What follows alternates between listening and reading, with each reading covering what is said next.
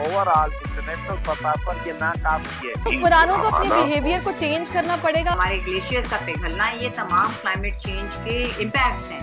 अगर आप इतने ऊंचे ख्वाब देखते हो तो फिर आप अपने आप को तैयार भी रखो। पहले अपना ख्याल रखें, फिर आप दुनियादारी को देखिए।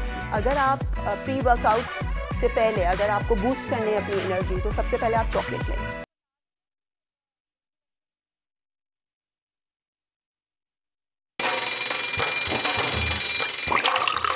आजकल जिंदगी सुबह आउट ऑफ कंट्रोल है, दुनिया बोल है, मेरी दुनिया बोल है। अस्सलाम वालेकुम नाज़रीन, प्रोग्राम में आपको खुश आमदेद कहेंगे। मैं हूं आपके साथ सहरिश ज़ुहैब। नाज़रीन, आज का दिन बहुत से हवालों से अहमियत का हामिल है। एक तो आज खलीफतुल मुस्लिमीन हज़रत उस्मान गनी का यौम शहादत है और आज ही के दिन यौम गदीर भी है। इसके साथ साथ आज जुमे का रोज़ भी है और आज हम कुरान करीम के तक़द्दुस के हवाले से देख रहे हैं कि पूरे मुल्क में रैलियाँ भी निकाली जाएंगी। जो स्वीडन में वाक़या पेश आया उस पर एहतजाज भी रिकॉर्ड किया जाएगा।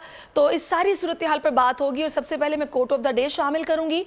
सहाबी रसूल खलीफतुल मुस्लिमीन हज़रत उस्मान गनी रज़ी अल्लाह ताला अन्हु का यौम शहादत आज है।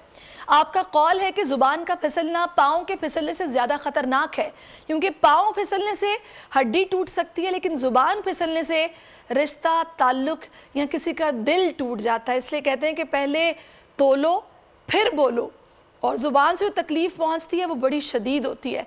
इस चीज़ का ख़ास ख्याल रखने का कहा जाता है। आज ज़िलहज की 18 तारीख़ भी है और आलिम इस्लाम के लिए ख़ास दिन है। आज यौम गदीर भी है। आज हज के बाद मक्का से कुछ फासले पर गदीर के मैदान में रसूलुल्लाह ने इमाम अली को अपने हाथों पर बुलंद करके रहती दुनिया तक के लिए रहनुमा असूल मुरतब कर दिया था और हुज़ूर अकरम की तरफ से बताया गया था कि जिसका मैं मौला उसका अली मौला। तो ये बड़ा ख़ास दिन है, इसमें मुबारकबाद एक दूसरे को दी जाती है, खुशी मनाई जाती है। और अब आगे बढ़ेंगे इसी अच्छी बात के साथ, इसी खुशखबरी के साथ, और अब शामिल करेंगे बड़ी खबर।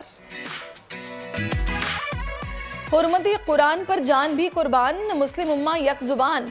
कौम आज यौम तक़द्दुस कुरान मना रही हैं। मुल्क भर में पुरअमन मुज़ाहिरे, रैलियाँ निकाली जाएंगी। कौमी असम्बली में भी करारदाद मंजूर। हुकूमत स्वीडन वाक़े के खिलाफ हर मुमकिन कदम उठा रही है। लाहौर के बाद इस्लामाबाद में भी बारिश, पंजाब में सैलाब का अलर्ट जारी। कराची में मानसून सीज़न का आज आगाज़ मुतवक्के। मेयर कराची मुतहर्रिक, नालों की सफाई और अंडरपासेस के दौरे। फेसबुक की थ्रेड्स के ज़रिए ट्विटर से मुकाबले की कोशिश। ट्विटर मुखालिफ ऐप के ट्विटर पर ही चर्चे। थ्रेड्स टॉप ट्रेंड बन गया। लोग धड़ाधड़ अपनी नई आईडीज़ शेयर कर रहे हैं। क्या ये ट्विटर की हाकमियत का इख्तिताम है? और गम हो या खुशी, जब भी चेहरों पर लानी हो हंसी तो कुछ मीठा हो जाए। आज चॉकलेट का आलमी दिन मनाया जा रहा है और मिठास हमारी ज़िंदगियों में कैसे रस घोल रही है इस पर हम लाज़िमन बात करेंगे। बच्चों का तो हर दिन ही चॉकलेट डे होता है, क्योंकि जब तक चॉकलेट ना मिले उनको मज़ा नहीं आता और उनको अगर राज़ी करना हो तो चॉकलेट देनी पड़ती है। तो इस पर भी हम लाजमी बात करेंगे। बातें हैं ट्रेंड्स की तरफ। जो टॉप ट्रेंड है वो यौम तक़द्दुस कुरान पाक है और ये पाकिस्तान में टॉप ट्रेंड है। वज़ीर-ए-आज़म शहबाज शरीफ की हिदायत पर आज मुल्क भर में यौम तक़द्दुस कुरान मनाया जा रहा है। स्वीडन वाक़े के ख़िलाफ़ आज पाकिस्तान भर के मुख्तलिफ शहरों में मजहबी और सियासी जमातें एहतजाजी रैलियाँ निकालेंगी। इस ट्रेंड में अब तक 41,000 से ज़ायद सारिफीन अपने ट्वीट्स कर चुके हैं, अपने ख्यालात का इजहार कर चुके हैं। दूसरा जो ट्रेंड है वो जनाब थ्रेड्स के हवाले से है। थ्रेड्स ऐप जिस पर बड़ी तादाद में सारिफीन ने ट्वीट्स किए हैं। सोशल मीडिया सारिफीन को ये ऐप भा गई है। कल से अब तक थ्रेड्स ट्रेंड में शामिल है। मेटा की नई ऐप है थ्रेड्स, जो कि लॉन्च कर दी गई है और इस पर सारिफीन ने एलोन मस्क और मार्क ज़करबर्ग के दरमियान चपकलिश की तस्वीर भी शेयर कर दी हैं। 21,37,000 से ज़ायद सारिफीन अपने ट्वीट्स कर चुके हैं और ट्विटर के लिए ख़तरा करार दिया जा रहा है थ्रेड्स को, क्योंकि लोग बड़ी तेज़ी के साथ ट्विटर से थ्रेड्स की तरफ आ रहे हैं और अपने अकाउंट्स बना रहे हैं, अपनी आईडीज़ शेयर कर रहे हैं और वो ट्वीट जो कि ट्विटर पर हुआ करता था वो थ्रेड्स पर होता हुआ नज़र आ रहा है।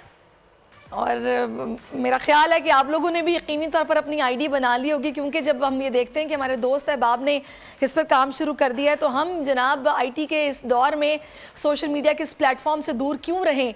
तो यकीनन आप लोगों ने भी इस पर अपनी आईडी रजिस्टर करा ली होगी, प्रोफाइल बना ली होगी, मैंने तो बना ली है। तो लिहाजा देखते हैं कितना टाइम ट्विटर को ये टफ टाइम देती है थ्रेड्स आगे आने वाले दिनों में। फ़िलहाल तो इस पर काम भी शुरू हो गया और आईडी ज़रादर बन रही हैं। अब बात करते हैं वज़ीर आज़म पाकिस्तान मियाँ शहबाज शरीफ की कॉल पर आज मुल्क भर में सरकारी सतह पर यौम तक़द्दुस कुरान मनाया जा रहा है। मुख्तलिफ सियासी और मजहबी जमातें रैलियाँ निकालेंगी और स्वीडन वाक़े की मजम्मत की जाएगी। राव रिजवान भी हमें ज्वाइन कर चुके हैं, उनसे जानते हैं कि वो किस जगह पर हैं, क्या सूरत हाल देख रहे हैं। जी राव रिजवान, आगाह कीजिएगा।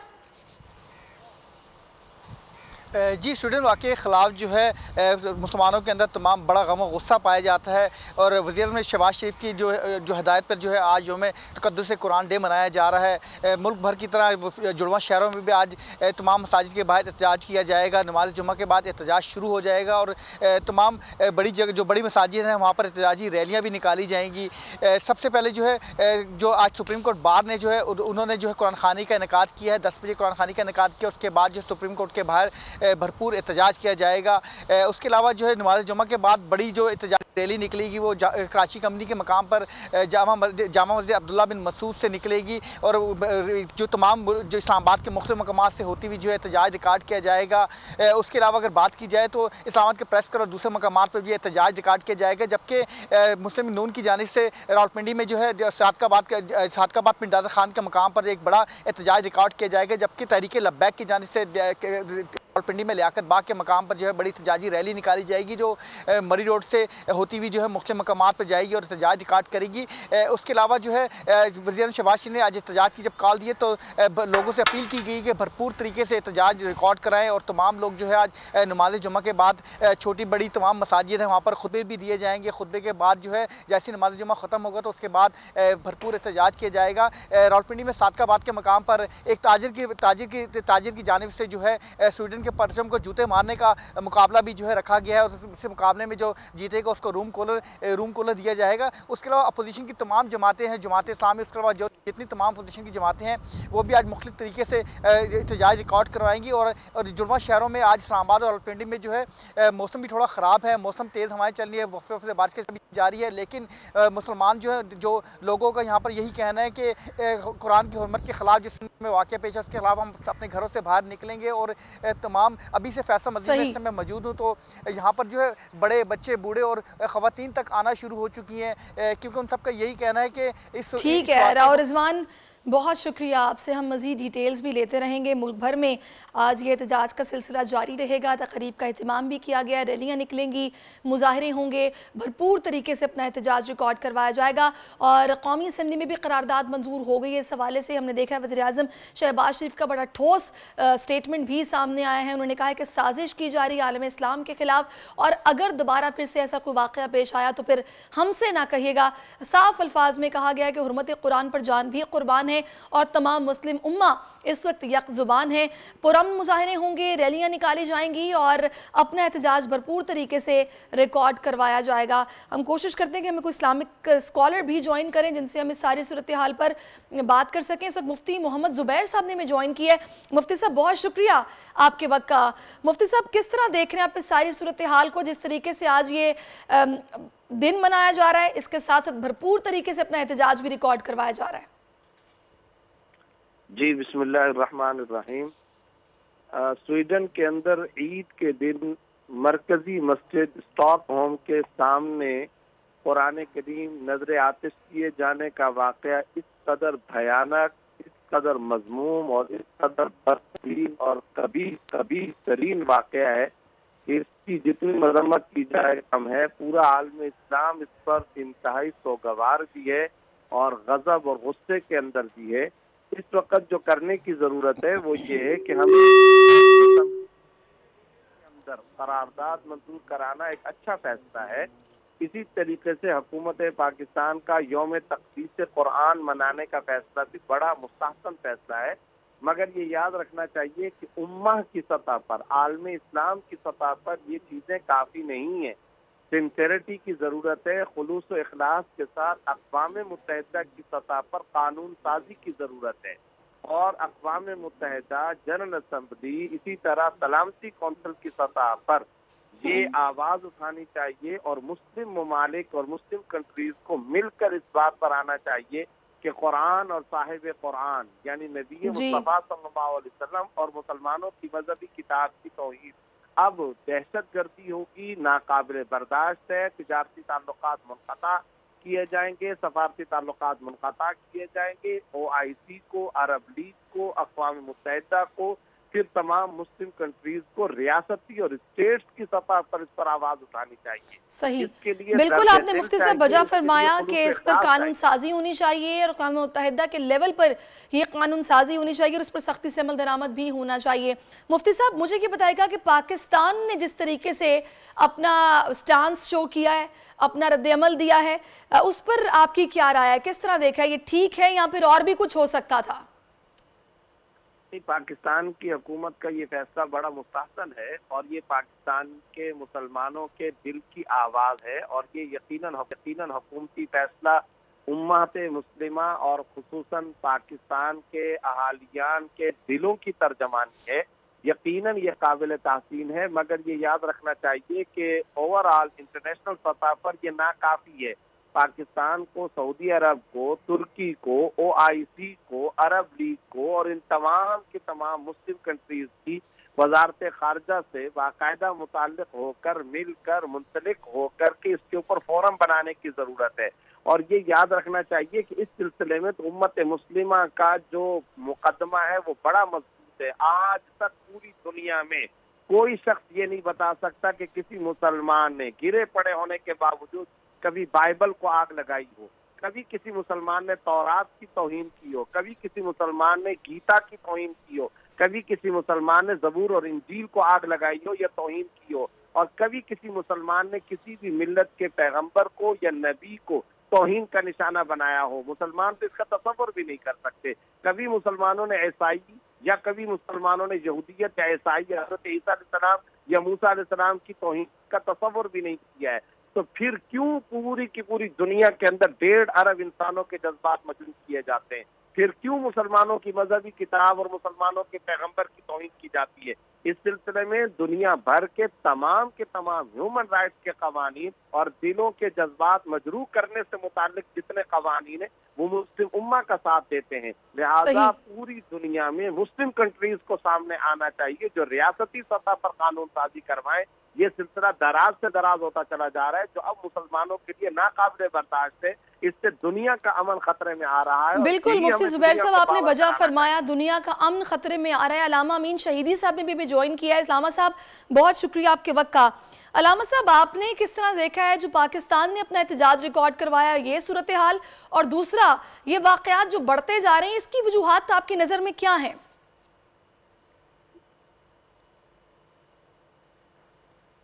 जी अलामा साहब, अलामा अमीन शहीदी साहब, क्या आप मुझे सुन सकते हैं? अलामा साहब से हम फिर से रब्ता करने की कोशिश करते हैं। मुफ्ती जुबैर साहब, आपके ख्याल में इन वाकयात के बढ़ने की वजह क्या है? सबसे बड़ा सबब तो ये है कि दुनिया में फैलता हुआ जो इस्लाम है और इस्लाम के फैलाव से बहुत सारी शरीर ताकतें, बातिल और कुफरिया ताकतें इस वक्त तशवीश के अंदर मुब्तला हैं, नाला हैं। एक तो इस्लाम के फैलाव का एक ये बड़ा सबब, दूसरे नंबर पर दीन दुश्मनी और इस्लाम दुश्मनी। आपने देखा कि मुसलमानों को ये हर सतह पर तासुब का निशाना यूं बनाते आ रहे, कभी कुरान करीम की तौहीन, कभी साहिब कुरान की तौहीन। और देखिए, मैं आज आपके प्रोग्राम में एक अहम बात ये कहना चाहता हूँ कि कुरान करीम को मुआज़ल्ला नजर आतिश किया जाना ये यकीनन गुस्ताखी है, संगीन तरीन जुर्म है अपनी जगह, मगर स्वीडन की अदालत ने इजाजत दी है। ये अदालती सिस्टम क्या है? ये किस तरह की कानूनी इजाजतें मिल रही हैं? एक तरफ तो वो ये कहते हैं कि हम दुनिया के लोगों के दिल के जज्बात के मुताबिक चलने वाले हैं, हम डेमोक्रेसी, हम जमहूरियत, हम टॉलरेंस, हम सबर, हम तहम्मुल, हम बर्दाश्त की तलकीन करते हैं। ये फिर मगरिब का कौन सा चेहरा? ये मुफ्ती साहब फ्रीडम ऑफ एक्सप्रेशन के नाम पर एक साजिश है। बिल्कुल यही बात है। और ये मुसलमानों के जज्बात को मजरू करने के साथ साथ अगर इसको ह्यूमन राइट्स की तराजू के अंदर भी तोले, अगर आप इसको लोगों की ओपिनियन के एतबार से भी तोले, अगर आप इसको जमहूरियत के एतबार से भी तोले, टॉलरेंस, तहम्मुल, सब्र और बर्दाश्त के आलमी कवानीन के एतबार से भी तोले, तब भी ये हरकत किसी भी एतबार से काबिल बर्दाश्त और काबिल कबूल नहीं हो सकती है। इस वक्त जरूरत है कि अगर सारी मुस्लिम कंट्रीज मिलकर रियासती सतह पर तिजारती बाइकाट की बात कर लें, सफारती सतह पर तिजारती और सफारती बाइकाट की बात कर लें, तो मैं समझता हूँ कि इनका दिमाग ठिकाने आ सकता है। मुफ्ती जुबैर, मुझे ये बताएगा, क्या बतौर मुसलमान हम अपने दीन की नुमाइंदगी ठीक तरीके से कर रहे हैं? मैं ये समझता हूँ कि अवामी सतह पर तो हमारे जो जज्बात हैं वो काबिल तहसीन भी है और अवामुन्नास यकीनन अपने दिल की सही तर्जमानी भी कर रहे हैं, लेकिन अशराफिया का और हुकूमतों का इस सिलसिले के अंदर बहुत बड़ा रोल मतलूब है और बहुत बड़ा किरदार मतलूब है। हुकूमती सतह पर उनका किरदार जिस तरह पूरी उम्मत मुस्लिमा चाहती है उस तरह का सामने नहीं आ रहा। कैसे हो सकता है कि कोई छोटा मगरबी मुल्क आए दिन, कभी डेनमार्क से ये आवाजें हमें सुनने को मिलती हैं, कभी नॉर्वे के अंदर से ये हो रहा है, कभी स्विट्जरलैंड के अंदर ये हो रहा है, कभी स्वीडन के अंदर ये हो रहा है। तो आप बताइए, 1.5 अरब मुसलमानों की और इंसानों की ताकत कोई कम होती है? अरब ममालिक हैं, मलेशिया है, इंडोनेशिया है, अफ्रीकी मुस्लिम ममालिक हैं, एशिया के मुस्लिम ममालिक हैं, अरब लीग हमारे पास है, OIC हमारे पास है। हम क्या सिर्फ करारदादों तक महदूद रहेंगे? क्यों हम अक़वाम मुत्तहिदा की सतह पर कानून साजी की बात नहीं करते? क्यों हम मजमूई तौर पर मिलकर के इन ममालिक का जहाँ गुस्ताखी सरकारी सतह पर हो, चाहे वो फ्रांस हो, चाहे वो स्वीडन हो, चाहे स्विट्जरलैंड हो, हम सरकारी सतह पर उनको मुंतवे क्यों नहीं करते? इन तबाह के साथ साथ हम बाइकाट की तरफ क्यों नहीं आते? बिल्कुल बाइकआउट करना चाहिए, इनसे तिजारत खत्म करनी चाहिए, अपना रिएक्शन दिखाना चाहिए ताकि इनको तनबीह हो कि अगली बार कोई ऐसा वाकया अपनी सरजमीन पर नहीं होने देना। मुफ्ती जुबैर साहब, मुझे ये बताएगा कि हम लोग कई ऐसे, हम पाकिस्तान की तो मैं स्पेसिफिकली बात नहीं कर रही, लेकिन कई ऐसे इस्लामी ममालिक हैं जिनकी तिजारत इनके साथ जारी रहती है ऐसे वाक़यात के बाद भी। क्या ये लोग कमज़ोर हैं या इनके स्टेटमेंट कमज़ोर हैं, गुलामी कर रहे हैं? क्या इनका मफाद है कि ये इस तरह के वाक़यात के बावजूद इनसे तिजारत ख़त्म नहीं करते?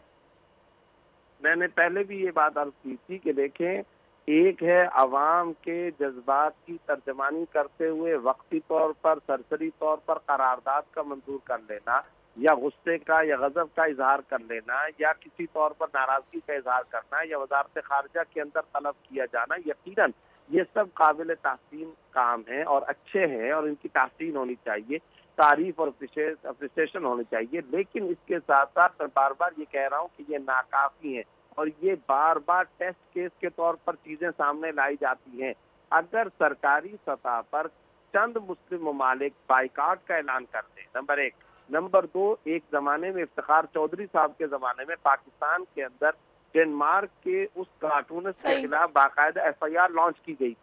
अगर इस तरह की FIR लॉन्च करके, बिल्कुल FIR के अलावा मुफ्ती साहब इससे पहले ऐसे हो चुका है कि हमने मुकम्मल तौर पर इनकी मसनूआत का बाइकआउट भी किया था। बाकायदा स्टोर्स में पता चलता था कि अवेलेबल नहीं है और जो पड़ी हैं वो बिल्कुल बिक नहीं सकती चीज़ें। हमने पूरा अपना एहतजाज भी रिकॉर्ड करवाया था। अलामा अमीन शहीदी साहब ने मुझे ज्वाइन किया है। अलामा साहब, बहुत शुक्रिया आपके वक्त का। अलामा साहब, क्या कहेंगे आप बतौर उम्मत मुस्लिमा, हमारा किरदार आप क्या देख रहे हैं? क्या हम अपने दीन इस्लाम की नुमाइंदगी बिल्कुल ठीक तरीके से कर रहे हैं? आखिर क्या वजह है कि इस्लामोफोबिया के वाकयात बढ़ते जा रहे हैं? इसके पीछे वजूहात क्या है? बिस्मिल्लाहिर्रहमानिर्रहीम। बुनियादी तौर पर इस्लामी फोबिया के अगर आप असबाब तलाश करना चाहें तो गुज़श्ता इन 40-50 सालों में दुनिया में जो वाक़यात बड़े बड़े रोनुमा हो चुके हैं, उन रोनुमा होने वाले वाक़यात में आप बड़ी आसानी के साथ वो इलल, वो असबाब, वो वजूहात तलाश कर सकते हैं। इस वक्त मुश्किल मगरबी दुनिया में ये है कि वहाँ पर दीन अपनी हैसियत खो चुका है, चाहे वो मसीहियत ही क्यों ना हो, उसकी हैसियत खत्म हो चुकी है। जब दीन अपनी हैसियत खो दे तो लोग बगैर दीन के, बगैर आइडियालॉजी के जी नहीं सकते, क्योंकि वो जीना जो हैवान की तरह से हो, वो जीना नहीं कहलाता। मगरबी दुनिया इस वक्त एक खोखली जिंदगी और खोखले निजाम का शिकार है। इंसान की फितरत की तस्कीन तब होती है जब उसके अंदर खुदा मौजूद हो, जब उसके अंदर वैल्यूज मौजूद हों, जब वो अच्छाई को अच्छाई और बुराई को बुराई समझ सके। लेकिन इस वक्त सरमायादाराना निज़ाम के तसल्लुत में जितने भी ममालिक मगरिब में तरक्की कर रहे हैं, उनकी तरक्की बदन के हवाले से तो है, लेकिन रूह के हवाले से वो हैवानों से बदतर हो चुके हैं। इसलिए रिश्तों का तकद्दुस खत्म हो चुका है। जो रूहानी कैफियत हैं वो अपनी हैसियत हो चुकी हैं। अब उनमें इस हवाले से हैवानात के और उनके दरमियान कोई फर्क बाकी नहीं रहा। ऐसी सूरत हाल में इंसान फितरी तौर पर दोबारा तलाश करता है उस रूहानी कैफियत को, कल्बी और रूहानी तस्कीन को। और इसमें कोई शक नहीं है कि दुनिया भर में अगर कोई आइडियालॉजी, अगर कोई नजरिया इंसान की रूह की तस्कीन करने की काबिलियत रखता है, तो वो नजरिया और वो आइडियालॉजी सिर्फ और सिर्फ इस्लाम है। बिल्कुल आपने अलामा साहब वजह फरमाया। अलामा साहब, मुझे ये बताइएगा कि 1.5 अरब की मुसलमान आबादी है और बड़ी तादाद में मुस्लिम ममालिक हैं जो कि बड़ी ख़ास अहमियत के हामिल भी हैं। मेरा ये ख्याल है कि अगर सही तरीके से शटअप कॉल दी जाए तो फिर सामने वाले को भी सोचना पड़ता है कोई भी ऐसी हरकत करने से पहले। क्या वाकई ये जो सरमायादारी निज़ाम है या मफादात की डोर है जिसमें कई ऐसे मुस्लिम ममालिक बंधे हुए हैं कि तिजारत बंद नहीं करते, ताल्लुकात ख़त्म नहीं करते और ऐसी हरकत करने वालों को फिर से साजिश करने का मौका मिलता है? ये बात दुरुस्त है। बुनियादी तौर पर दुनिया के ये जो तकरीबन 56 के करीब इस्लामी ममालिक हैं, इन ममालिक में 2 कुव्वतें हैं, एक अवाम की और एक हुकूमतों की। अवाम ज़हनी तौर पर आज़ाद है लेकिन हुकूमतें गुलाम हैं। इसलिए हुक्मरानों को अपने इक़्तिदार को तूल देने के लिए मगरिब की सरपरस्ती भी चाहिए, पैसा भी चाहिए, हिमायत भी चाहिए। बिनाबरईन जब वो फिक्री तौर पर मगरिब के गुलाम हों तो उस गुलामी की जंजीर को तोड़ना आसान नहीं होता। क्योंकि गुलामी की जंजीर को तोड़ना आसान नहीं है, इसलिए मगरिब की तरफ से चाहे कुछ भी हो जाए, फुसफुसे और गिसे पिटे बयानात के अलावा मुस्लिम हुक्मरान कुछ कर नहीं पाते। जबकि उनके बिल्कुल बरअक्स अवाम के अंदर मिल्ली हमीयत भी मौजूद है, गैरत भी मौजूद है। इसलिए आप देखते हैं चाहे फ़लस्तीन का इशू हो, चाहे कश्मीर का इशू हो, चाहे कुरान जलाने का इशू हो, चाहे रसूल पाक की तौहीन का इशू हो, चाहे इस तरह से दीगर ऐसे उमूर जहां पर उन वैल्यूज और अक़दार को पामाल किया जाता है, हुक्मरानों और अवाम के बिहेवियर में एक वाज़ेह फर्क नजर आता है। बिल्कुल आपने वजह फरमाया। अपनी जान देने के लिए तैयार नजर आती है, लेकिन हुक्मरान सख्त 2 जुमले अदा करने और सख्त इक़दामात और पॉलिसी बनाने के हवाले से कभी भी मैदान में खड़े नहीं होते। बिल्कुल हुक्मरानों ने अब तक जिस बिहेवियर का इजहार किया है, बिल्कुल हुक्मरानों को अपने बिहेवियर को चेंज करना पड़ेगा। अलामा अमीन शहीदी साहब, आपने बिल्कुल ठीक कहा। इस पर प्रॉपर अक़वाम मुत्तहिदा कानून साजी करे, उस पर सख्ती से अमल दरामद भी करवाया जाए तो ऐसे वाक़यात को रोका जा सकता है। और अपना एहतजाज इनकी चीज़ों को, इनकी मसनूआत को बाइकॉट करके हम भी रिकॉर्ड करवा सकते हैं। बहुत शुक्रिया आपका। मेरे साथ मुफ्ती मोहम्मद ज़ुबैर साहब मौजूद थे और अलामा अमीन शहीदी साहब, आपका भी बहुत शुक्रिया। मैं चाहती हूँ कि एक ब्रेक ले लूँ, ब्रेक के बाद वापस आते हैं। Stay with us.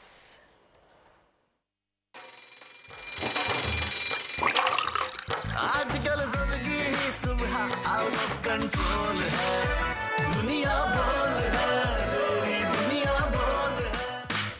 अस्सलाम वालेकुम नाजरीन, वेलकम बैक। और अभी आपको जनाब हम लाहौर की सिचुएशन से आगाह करेंगे। जिन नाजरीन ने मुझे भी ज्वाइन किया उनके लिए मैंने अस्सलाम वालेकुम कहा है। तो जनाब 330 मिलीमीटर लाहौर में बारिश रिकॉर्ड की गई है और 30 साल रिकॉर्ड ये टूटा है। वासा की कारकर्दगी को इससे बेनकाब कर दिया। 2 दिन बाद सड़कों से तो निकासी हो गई, लेकिन मार्केटों और गली महलों में जमा पानी निकालना वबाले जान हो गया है। कल रात फिर बारिश और आज दोबारा बारिश की पेशगोई है। कराची में भी आज से अगले 2-3 दिन तेज बारिश का इम्कान है। मुझे इससे खुरम मलिक ज्वाइन कर चुके हैं, उनसे जानती हूँ कि लाहौर में अभी क्या सिचुएशन है, क्योंकि महकमे मौसमियात की तरफ से बताया गया था अगले 2 रोज़ बारिश का सिलसिला यूं ही जारी रहेगा।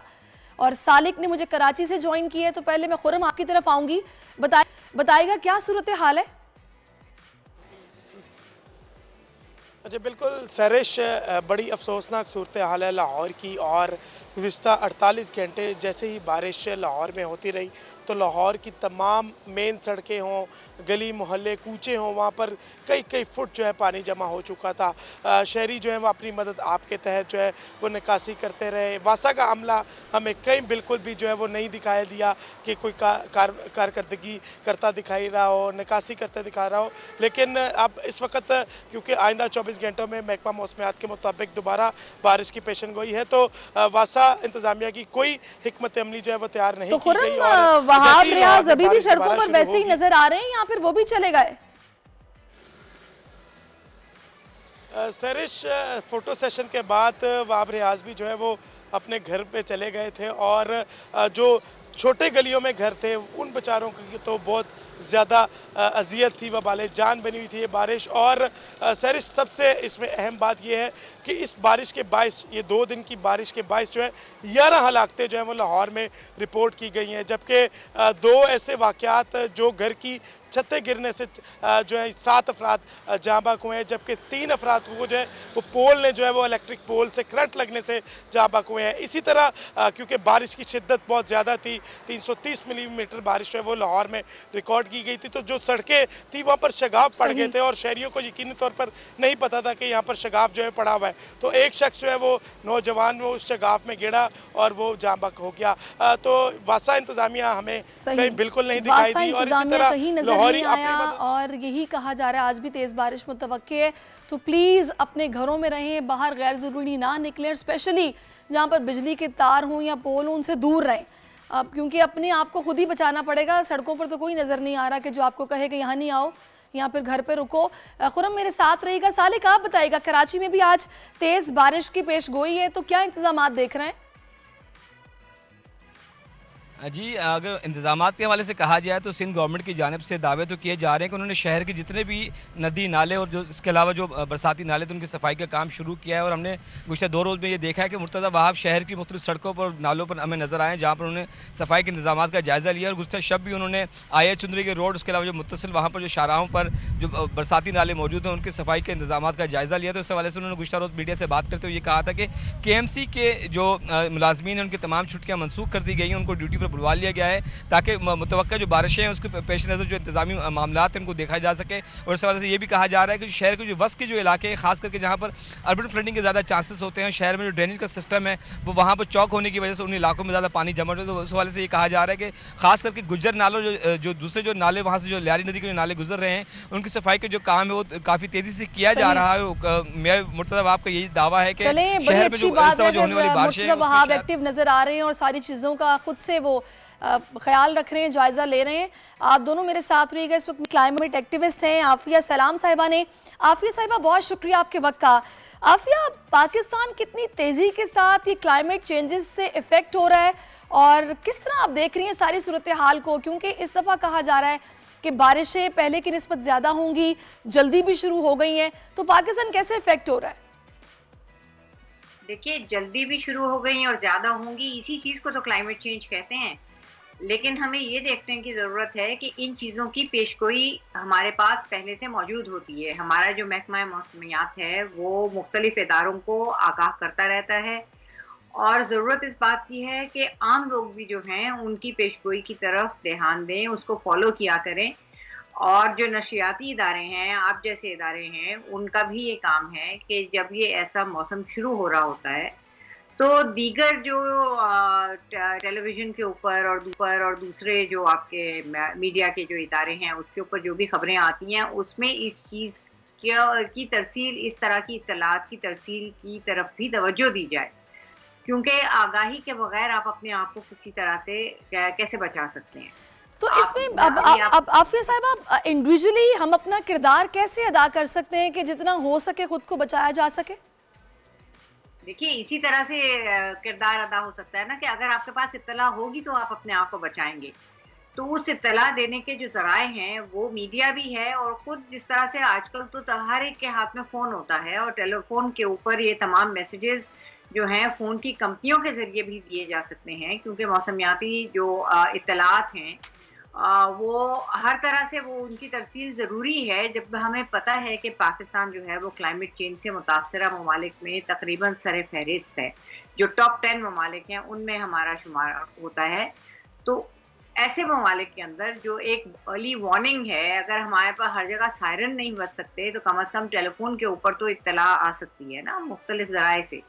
एक तो इत्तला देने की ज़रूरत है, और ये तो एक अमूमी सी चीज़ है। उसके अलावा जो खुसूसी चीज़ है कि कुछ इलाके हमें मालूम है कि ज़्यादा मुतासर होते हैं, कुछ ज़्यादा वल्नरेबल इलाके हैं जहाँ पे हमारी आबादी भी है, और वहाँ से पानी के निकास की अभी जैसे आपने बात की, उसके इंतज़ामात में हमेशा हमें कमी नज़र आई है। चाहे आप वहाँ पे नालों से कचरा हटाएं या ना हटाएं, आप खुद अभी देख लीजिए कि नॉर्मल से कहीं ज़्यादा जब बारिश होती है तो उसमें उसका निकास का उस तरह से इंतज़ाम, हमारी उसकी कैपेसिटी नहीं है हमारे ड्रेनेज सिस्टम की।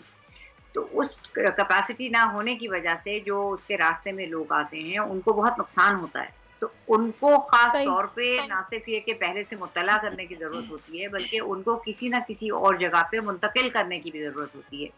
उसका क्या इंतज़ाम है? आफिया साहिबा, बिल्कुल आपने ठीक कहा कि जाहिर है हमें ये प्रिकॉशंस तो पहले लेनी पड़ेंगी, तभी हम ज़्यादा ख़राबी से बच सकते हैं। मुझे ये बताइएगा कि पाकिस्तान के लिए, जैसे कि आपने कहा सर फहरिस्त भी है, जो क्लाइमेट चेंज से मुतासरा ममालिक है उनकी फहरिस्त में सर फहरिस्त है ये, तो ये चैलेंज है हमारे लिए बहुत बड़ा। इसके लिए आपके ख्याल में हुकूमती लेवल पर क्या ऐसे स्टेप्स है जो कि उठाए जाना बहुत ज़रूरी है इस वक्त? देखिए, सिर्फ इस वक्त नहीं, क्योंकि हमारे पास खाली सिर्फ बारिश का मौसम ऐसा नहीं है जिसमें हमें खतरा होता है। शदीद गर्मी जो है, जो जिसमें इजाफा होता चला जा रहा है, वो भी एक बहुत क्लाइमेट चेंज की वजह से है, और क्लाइमेट उससे भी बहुत ज़्यादा असरात होते हैं। उसके अलावा पानी की कमी, हमारे ग्लेशियर्स का पिघलना, ये तमाम क्लाइमेट चेंज के इम्पैक्ट्स हैं। हमारे जो साहिली पट्टी है वहाँ पे तूफ़ानों की शिद्दत और तूफ़ानों में इजाफा जो है वो भी क्लाइमेट चेंज की वजह से है। तो इन तमाम हालात में जो एक अडेप्टेशन हमें करनी है, उसका पूरा इंतज़ाम होने की ज़रूरत है। और जो ममालिक इतना हमारी तरह दूसरे जो ममालिक हैं जहाँ पे बहुत ज़्यादा ख़तरात हैं, वो अपने लोगों को बहुत पहले से आगाह करते हैं और इंतज़ामात करते हैं। हमें एक रिएक्टिव किस्म के इंतज़ामात नज़र आते हैं। हमारे यहाँ लोगों में ना आगाही फैलाई जाती है, ना उनके लिए कोई मुतबादिल इंतज़ामात नज़र आते हैं। हम पिछले कई साल से मुख्तलिफ इस तरह के इम्पैक्ट्स के से असरअंदाज हो रहे हैं, लेकिन हमेशा नुकसान उठाने के बाद उसका अजाला करने की कोशिश की जाती है। लेकिन वो जो हम कहते हैं कि पहले से प्रिवेंशन हम नहीं कर पाते, तो इसकी तरफ तवज्जो बहुत ज़्यादा देने की ज़रूरत है। आपने अभी अडेप्टिव मेजर्स की बात की, वो आपके ख्याल में क्या हैं?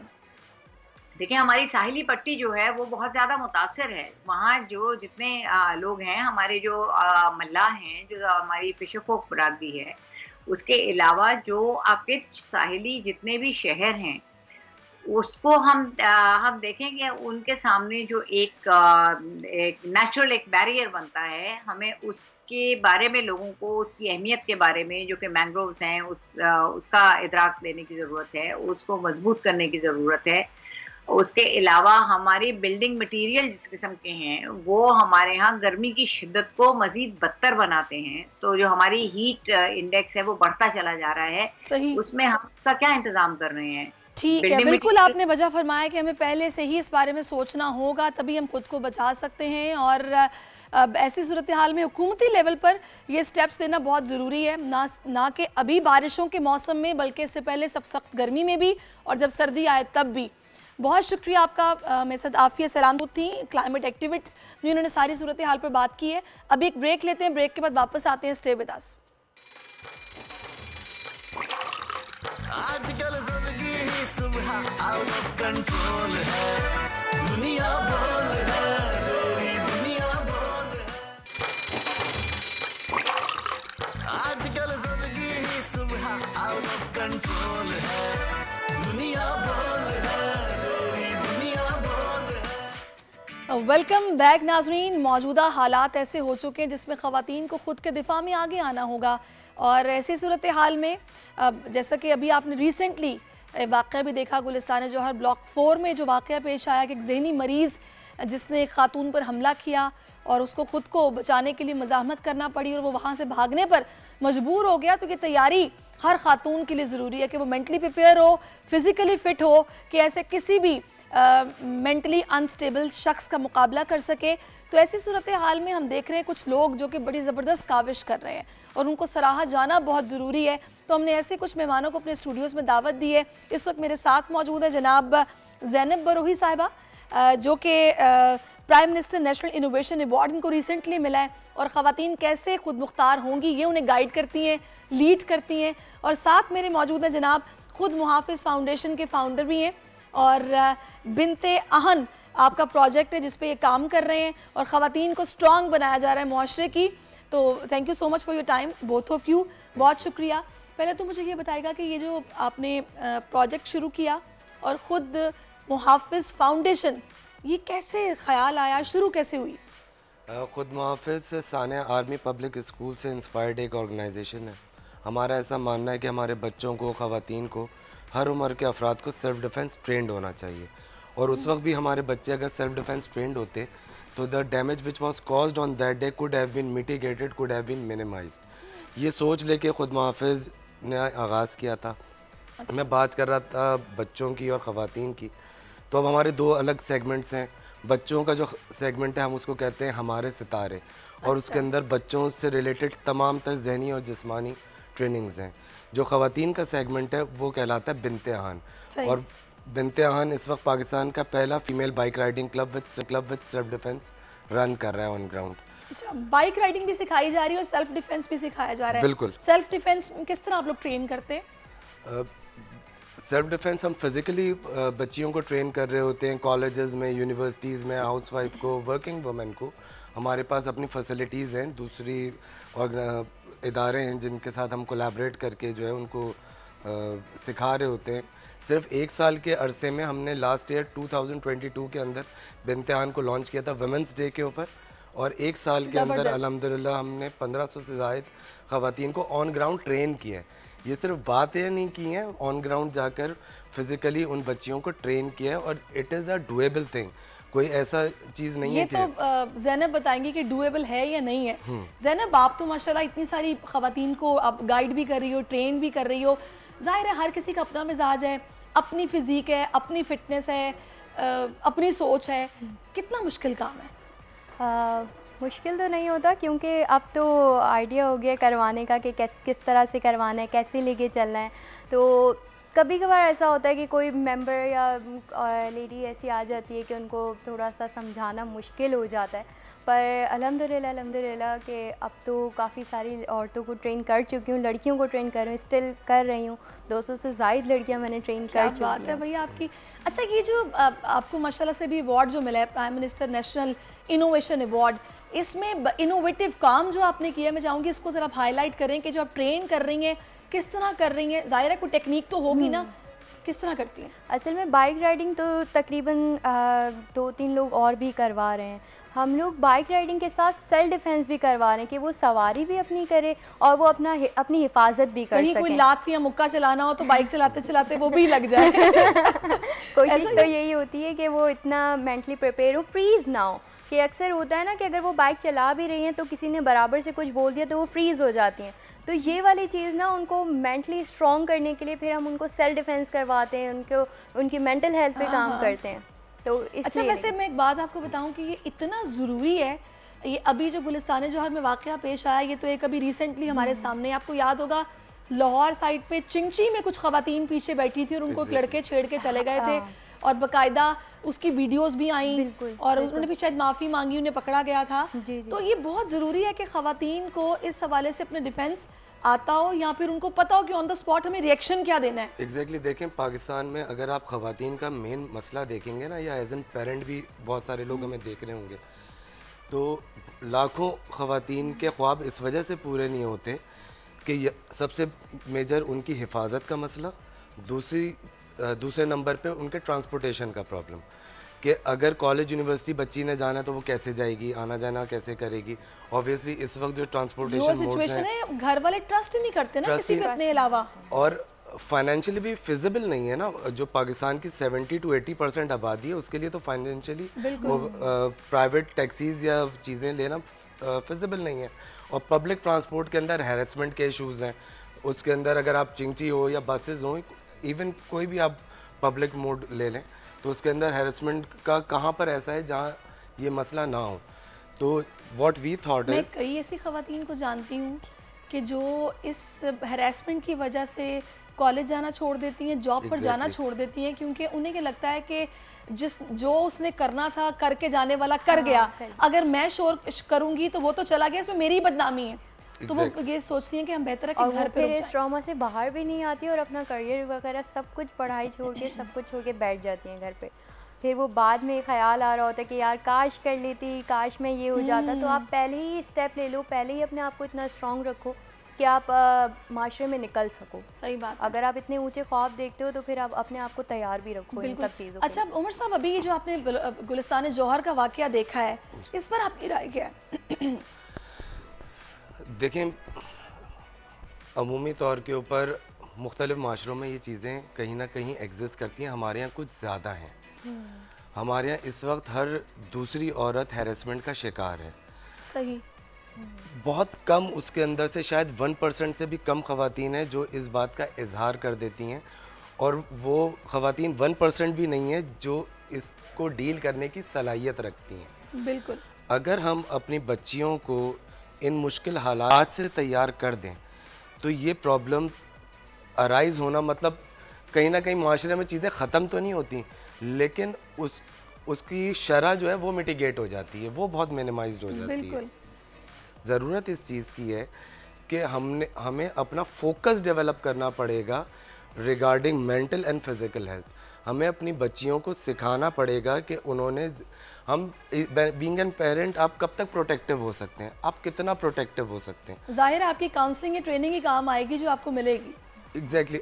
आगे जाके फिर डोमेस्टिक वायलेंस के इश्यूज होते हैं। मैं इसी तरफ आ रही थी। मुझे आप बताइएगा ज़ैनब कि अब ये तो हम वो बात कर रहे हैं कि जो हमें शाहराहों पर या गली मोहल्लों में इस तरह के वाक़यात नज़र आते हैं और हम कहते हैं कि इसने क्या कर दिया और उस बेचारी खातून ने बस अपना जिस तरह भी दिफा करना था किया। कई ऐसी ख़वातीन हैं जो अपने रिलेटिव्स के हाथों अपने घरों में हिरास हो रही हैं, उनको आप किस तरह से गाइड करते हैं या बताते हैं? उनको सबसे ज़्यादा, मैंने जैसे बात की थी ना कि कुछ औरतों को ट्रेन करना बहुत मुश्किल होता है, उनको सबसे ज़्यादा ट्रेन करना मुश्किल होता है क्योंकि वो चीज़ वो लोग एक्सेप्ट नहीं कर रहे होते या घर वाले बोल रहे होते हैं कि छोड़ दो, रहने देते हैं। डोमेस्टिक वायलेंस को तो इस तरह से इग्नोर कर देते हैं कि उसको सब्र का नाम देके कि सब्र कर लो, ठीक हो जाएगा, इसलिए कर लो, उससे कर लो। तो आपने उसके लिए भी स्टेप लेना पड़ता है कि आप उसको जवाब दे सको। अच्छा चलिए आज आप बताएं ना कि स्टेप फिर क्या लिया जाए। आपने सबसे पहले तो ये ना हो कि अक्सर मुझसे भी लोग पूछते हैं तो क्या अपने शौहर पे या अपने भाई पे, बाप पे हाथ उठा दें। तो मेरा ये कहना होता है कि आप पहले अपने आप को ख़ुद को मेंटली स्ट्रॉन्ग करो। जब आप एक दफ़ा उसका हाथ पकड़ के रोक दोगे ना तो वो दोबारा हाथ उठाने की हिम्मत नहीं करेगा आप पे। ये नहीं है कि आप उसको चढ़ के मारने लग जाओ, पर आप एक दफ़ा उसका बढ़ता हुआ हाथ अगर रोक दो ना तो वो दोबारा हिम्मत नहीं करेगा आपकी तरफ बढ़ने के। सिर्फ आप इतना मेंटली प्रिपेयर होने चाहिए, आपकी आवाज़ में इतना ज़ोर होना चाहिए कि आपको वो दोबारा पलट के आपके ऊपर तशद्दुद ना करने की कोशिश करे। और अगर ज़्यादा कुछ तशद्दुद हो जाए तो फिर आप सेल्फ डिफेंस की तरफ आएँ कि आप उसको अपने आप को ग्रिपिंग से छुड़ा सकें, या अपना वो अगर आपको गला, अक्सर लोग गला दबा देते हैं तो आप गला दबा रहे, इसके लिए फिर अच्छी खुराक और अच्छी सेहत का होना भी जरूरी है। अच्छा उमर, मुझे फाइनली बस आप ये बता दूं कि टाइम बिल्कुल खत्म हो गया, आपके नेक्स्ट प्लान्स क्या हैं? अब हम ये चाहते हैं कि इस वक्त हमने एक नेशनल अवार्ड पे चला गया, हम ऑलरेडी जीत चुके हैं। ठीक है। सिंध गवर्नमेंट को हमारे साथ ऑन बोर्ड होना चाहिए। चले जी, अल्लाह करे कि सिंध गवर्नमेंट भी आप लोगों के साथ ऑन बोर्ड हो और ये मामला की काम जरा जल्दी हो जाए, अच्छी बात है। ब्रेक लेते हैं, ब्रेक के बाद वापस आते हैं। Thank you so much for your time. Thank you. आजकल जिंदगी ही सुबह आउट ऑफ कंट्रोल है, दुनिया बोल है, दुनिया बोल है। वेलकम बैक नाज़रीन। इस वक्त मुझे हर्बलिस्ट हकीम शाह नज़ीर साहब स्टूडियोज़ में ज्वाइन कर चुके हैं। किसी तारुफ के तो मोहताज नहीं है और as usual smart and handsome. मैं अक्सर इनकी बात आपसे करती हूँ कि इनकी खूबसूरती का राज हम इनसे जानने की हर एपिसोड में कोशिश करते हैं, लेकिन नहीं बताते, छुपाते हैं। आज इनसे फिर से जानने की कोशिश करेंगे। आगे बढ़ेंगे। शोहदाए पाक फौज को बोल्ड न्यूज़ का सलाम है। 1965 की जंग हो या कारगिल का महाज, कौम के बहादुर सपूतों ने अपनी जानों का नजराना देकर पाक धरती को हमेशा शादो आबाद रखा। एक ऐसी ही मिसाल है हवलदार लालिक जान की, जिन्होंने कारगिल जंग में दुश्मन को ऐसी कारी ज़रब लगाई जिसे वो सदियों तक याद रखेगा। कुछ यादें ताज़ा की हैं, आप भी देखिए।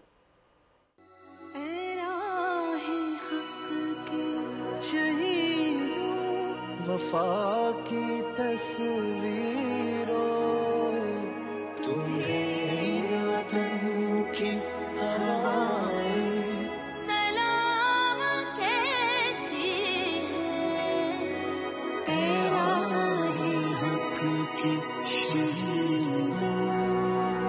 अल्लाह लगाने आग जो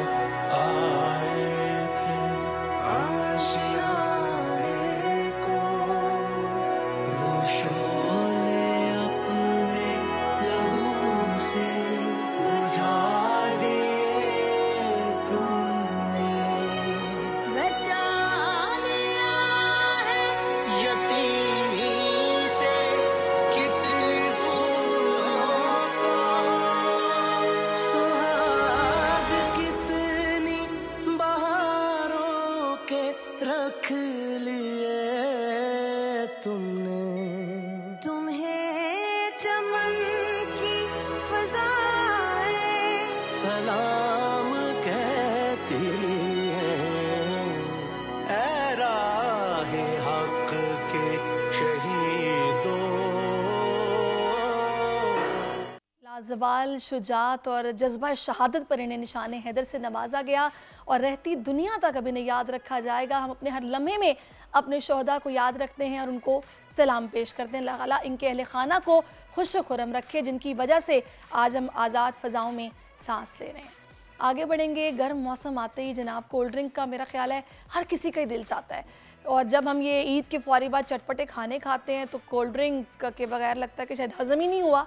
तो कोल्ड ड्रिंक तो सरायत कर चुकी है कि मेहमान आ जाए तो कोल्ड ड्रिंक, कुछ जलन हो रही है सीने में तो कोल्ड ड्रिंक, और कुछ ठंडा पीने को दिल चाह रहा है तो कोल्ड ड्रिंक। मज़ा ही कोल्ड ड्रिंक से आता है, स्नैकिंग होगी तो कोल्ड ड्रिंक के साथ। लेकिन ये कोल्ड ड्रिंक बहुत ख़तरनाक है और रिसेंट जो रिसर्च आई है उसमें कुछ ऐसे इंकशाफात हुए हैं जो कि होशरुबा हैं। कैंसर कॉजिंग इसमें कुछ ऐसी चीज़ें डली हैं कि जो बिल्कुल आपकी सेहत के लिए ठीक नहीं है। तहकीकात में बड़ी होशरुबा चीज़ें सामने आ रही हैं और ये अब से नहीं, पता नहीं कब से कुछ लोग तो ऐसे हैं कि जिनके यहाँ डेली बेसिस पर कोल्ड ड्रिंक का इस्तेमाल होता है, जो कि अपनी सेहत के साथ इतना बड़ा जुल्म कर रहे हैं। शाह साहब, क्यों हम दीवाने हो गए हैं इन ब्रांड्स के कि इनके बगैर हमें मज़ा नहीं आता कि सोडा होना चाहिए। लेकिन सॉफ्ट ड्रिंक तकरीबन मेरे ख्याल में काफ़ी लोगों ने अवॉइड करना शुरू कर दिया और जब से ये रिपोर्ट आई है सामने। लेकिन ये है कि अब बाज़ लोगों को सॉफ्ट ड्रिंक के बगैर खाना हज़म ही नहीं होता, तो प्लीज़ अपने अंदर थोड़ी सी तब्दीली लेकर आएँ।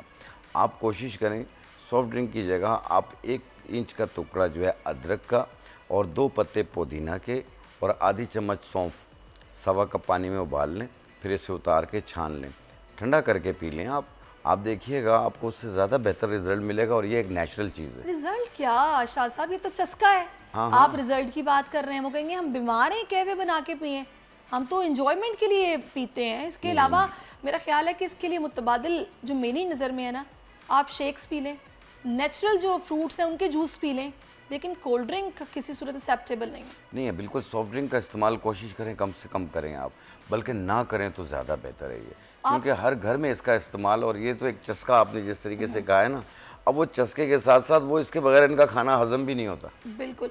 और आप यकीन कीजिए हकीम साहब कि मेरी आंखों देखी कुछ एग्जांपल्स हैं कि मैंने ऐसे कुछ बच्चे भी देखे हैं कि जिन्होंने इस कदर सॉफ्ट ड्रिंक का इस्तेमाल किया है कि वो किडनीज़ पे असर हुआ, यूरिन रुक गया और उसके बाद हॉस्पिटलाइज हो गए, और जब चेक किया तो पता लगा जनाब ये कोल्ड ड्रिंक की वजह से है कि इनके किडनीज़ पे इफेक्ट हुआ है और ये सारी सूरत हाल पेश आई। किडनी फेलियर की तरफ चला जाता है पेशेंट, और इसमें इन्फेक्शंस होते हैं मुख्तलिफ़ किस्म के।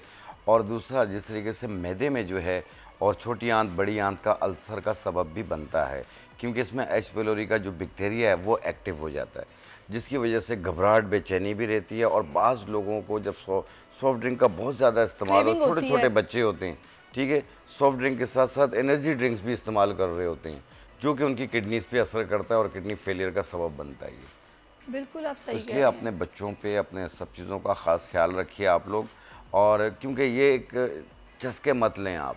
अब कुछ चीज़ें ऐसी होती हैं ना, शौक और दिखावा, ये चीज़ इंसान को ले डूबती है फिर। अच्छा, वैसे एक चीज़ और भी है हकीम साहब कि मैंने अक्सर पेरेंट्स को ये भी देखा है जो बिल्कुल केयरलेसनेस का मुजाहरा करते हैं।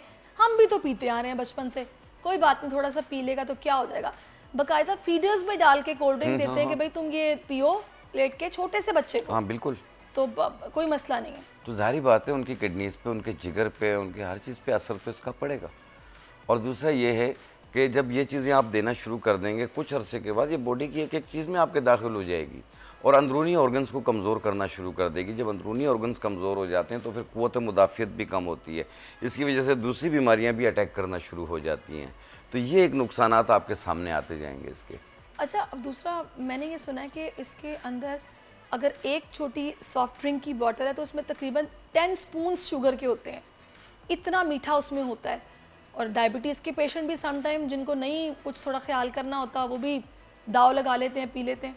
देखें, कुछ ये चीज़ें होती हैं, कुछ लिक्विड के अंदर कुछ केमिकल्स वगैरह भी इसमें डलते हैं और जिससे इसका फ्लेवर बनता है। फिर इसका तकरीबन जिस तरह आपने कहा ना कि 8 से 10 चम्मच चीनी के बराबर होती है। जब डायबिटिक पेशेंट जो है, शुगर का मरीज़ जो है, जब इससे इस्तेमाल करता है तो उसके शुगर लेवल बहुत ज़्यादा बढ़ना शुरू हो जाता है। फिर उसके बाद वो पेशेंट जो है वो टैबलेट्स और दवाओं से कंट्रोल नहीं होता, उसे इंसुलिन पे आना पड़ जाता है। बिल्कुल। तो ये एक बहुत नुकसान आते हैं अच्छा इसके। शाह साहब, मैं चाहूँगी आप थोड़ा सा बताएं कि अक्सर हमारे यहाँ ये भी मैंने देखा है कि अगर मतली फील हो रही है तो 7 अप जिस तरह टाइप सोडा टाइप कुछ पी लेते हैं हम लोग, उससे रिलीफ तो बहुत फील होता है। इसका कोई मुतबादिल भी है? देखिए, मैंने इसलिए आपसे अर्ज़ किया, आपने कहा कि हम बीमार तो नहीं हैं, कि हम ये दवाएं नहीं हैं, ये अदरक और ये जो पुदीना है ये तो आपके खानों में डलती है, ये एक शौकिया तौर पे भी लोग इस्तेमाल करते हैं। लेकिन सबसे ज़्यादा बेहतर ये है कि जैसे बाज़ लोगों की खाना खाने के बाद जो है वो अफारा हो जाता है, पेट में पेट फूलना शुरू हो जाता है और गैसेस बनती है, मैदे में तेज़ाबियत होती है, तो आप 1 कप इसका बनाकर पिएँ, कहवा बनाकर पिएँ, 2 पत्ते पुदीना के और आधा इंच का या 1 इंच का टुकड़ा अदरक का 1.25 कप पानी में उबाल लें, उसमें आधी चम्मच सौंफ भी डाल लें। आप इसको पी के देखें, आप देखें आपको सॉफ्ट ड्रिंक से भी ज़्यादा अच्छा रिजल्ट देगी। दूसरा ये है, अच्छा, इसमें हम काला नमक डाल के लेमन भी तो निचोड़ के पी सकते हैं, वो भी बड़ा अच्छा रहेगा अगर आपको मतली महसूस हो रही है। बिल्कुल आप कर सकते हैं। मैं ये भी नहीं कह रही कि आप बिल्कुल ही बाइकआउट कर दें, ओकेजनली चलता है भाई, कभी ऐसा मौका होता है कि जनाब सब मिल के बैठे होते हैं, दिल भी चाहता है, लेकिन कोशिश करें इस्तेमाल कम होना चाहिए इसका। म्याना रवि होनी चाहिए हर चीज़ की। जिस तरीके से आपने मतली की बात की है, आप 4 दाने आलू बुखारा और आधी चम्मच सौंफ 1 गिलास पानी में डालें, थोड़ी देर के बाद यानी आधे घंटे के बाद उसे चम्मच के साथ शेक करके छान के पी लें, फौरी मतली रुक जाएगी। ये आम तौर पे भी लोगों को नोज़िया फील होता है, बाज़ लोगों को सफरी कह महसूस होती है, बाज़ प्रेगनेंसी की हालत में होती हैं ख़वातीन, उनको ये चीज़ें फ़ील होती हैं, वो भी कर सकते हैं और आम इंसान भी इससे कर सकता है, मेल फीमेल सब इससे इस्तेमाल कर सकते हैं। बिल्कुल आपने ठीक कहा। अच्छा, अभी जो सॉफ्ट ड्रिंक्स का इस्तेमाल, एनर्जी ड्रिंक्स का इस्तेमाल, जैसे कि हम बात करें कि बहुत ज़्यादा बढ़ गया है, अभी जो तहकीक सामने आई है इसमें कहा जा रहा है कि ख़वातीन में ब्रेस्ट कैंसर के चांसेस बढ़ रहे हैं और मर्दों में भी कैंसर की तशखीस जो पाई गई है उसमें एक कुछ मुहरिकात या वजूहात सॉफ्ट ड्रिंक्स का बेजा इस्तेमाल भी बताया गया है। लेकिन ये चीज़ तो अभी सामने आई है, लेकिन ये तो काफ़ी अरसे से लोग जो बीमार हो रहे हैं तो उनका क्या होगा फिर?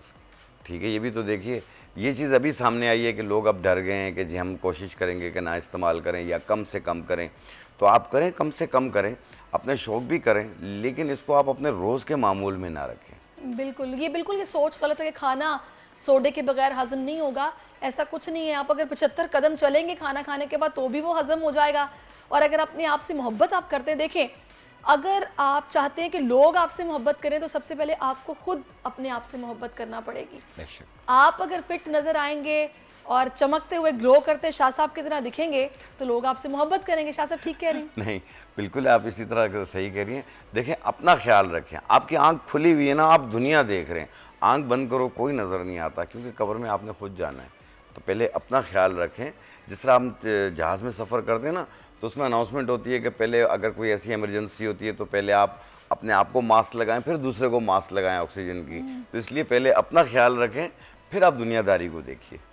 आपने तो अपना ख्याल रख लिया, जी अभी जो नुस्खा हमें भी बता दें कि ये जो आपकी जिल्द बगैर किसी दाग धब्बे के और इतनी ग्लोइंग है, क्या इस्तेमाल करते हैं आप? मैं इस्तेमाल तो वैसे अभी तक तो कुछ नहीं कर रहा। दूसरा ये है कि एक तो पानी का टेक ज़्यादा रखिए। तीसरा, वॉक करें आप, आधा घंटा 1 घंटा वॉक करें आप। आपकी एक तो फिटनेस बेहतर रहेगी, दूसरा आपको बहुत सारी विटामिन डी मिल जाएगी, बहुत सारी ऑक्सीजन मिल जाएगी, तो आपकी स्किन के लिए भी बेहतर है और आपकी जो फिटनेस है उसके लिए भी बहुत ज़्यादा बेहतर है। बिल्कुल। और अच्छा पता है मुझे ये लगता है हकीम साहब के जो भी हम सारी तहकीक की भी बात कर रहे हैं और कैंसर कॉजिंग ये जो इसमें मटेरियल डला हुआ है हम उसकी बात करें, इसमें स्क्रीन का इस्तेमाल बहुत ज़्यादा हो गया कि लोग अपना वज़न भी कंट्रोल रखना चाहते हैं, चस्का भी पूरा करना चाहते हैं, उसके लिए वो अब ज़ीरो या नो एडिड शुगर की तरफ चले जाते हैं। स्क्रीन जो होती है वो भी आई थिंक सो अपने आपके गुर्दों के लिए ठीक चीज़ नहीं है। देखिए बहुत सारी चीज़ें हैं, इसके अलावा भी और भी चीज़ें इसमें डलती हैं जो कि आपके गुर्दों के लिए, आपके लीवर के लिए, जिगर के लिए, जाहिर बात है जिगर के लिए, इन तमाम के लिए ये नुकसानदेह होती हैं। बाज़ औक़ात ये है कि ये जब मैदे पे अटैक करती है, मैदे के पास ही होता है आपका लबलबा भी होता है, ठीक है। लबलबा अगर डैमेज हो गया आपको डायबिटीज़ होगी, शुगर हो गया आपको, तो ये चीज़ों को भी आप मद्देनज़र रखिए। आप सिर्फ आप चस्कों को मत देखिए, आप अपने आप ख्याल रखिए और कोशिश कीजिए कि देखें एक सॉफ्ट ड्रिंक के अलावा और भी चीज़ें हैं, आप नेचुरल चीज़ों की तरफ चलिए। आप आम तौर पे मैंने जिस तरह कहा कि पानी का टेक ज़्यादा रखिए, आपकी बॉडी में पानी की मिकदार पूरी होनी चाहिए। और दूसरा ये है कि अपने आप को खुश रखें, आप जितना खुश रहेंगे आप दवाइयों से, चीज़ों से दूर रहेंगे। बिल्कुल। और अच्छा मैंने एक चीज़ और भी इसमें हकीम साहब देखी कि हम ये सारे वो पॉइंट्स हैं जिन पर बात कर रहे हैं जो कि ये इससे लिंक्ड है। एक जब हमारी बॉडी में हमारा शुगर लेवल हाई रहता है, ग्लूकोज लेवल हाई रहता है, हमारे हार्मोन्स डिस्टर्ब होते हैं। मैंने ऐसी कई ख़वातीन को देखा जो कंसीव नहीं कर पाती और जब उन्हें कंसीव करना होता है तो डॉक्टर स्पेशली उनको कोई ऐसी मेडिसिन प्रिस्क्राइब करते हैं कि जो कि बॉडी में शुगर लेवल को कम रखती है, जिससे उनके हार्मोन्स बैलेंस होते हैं।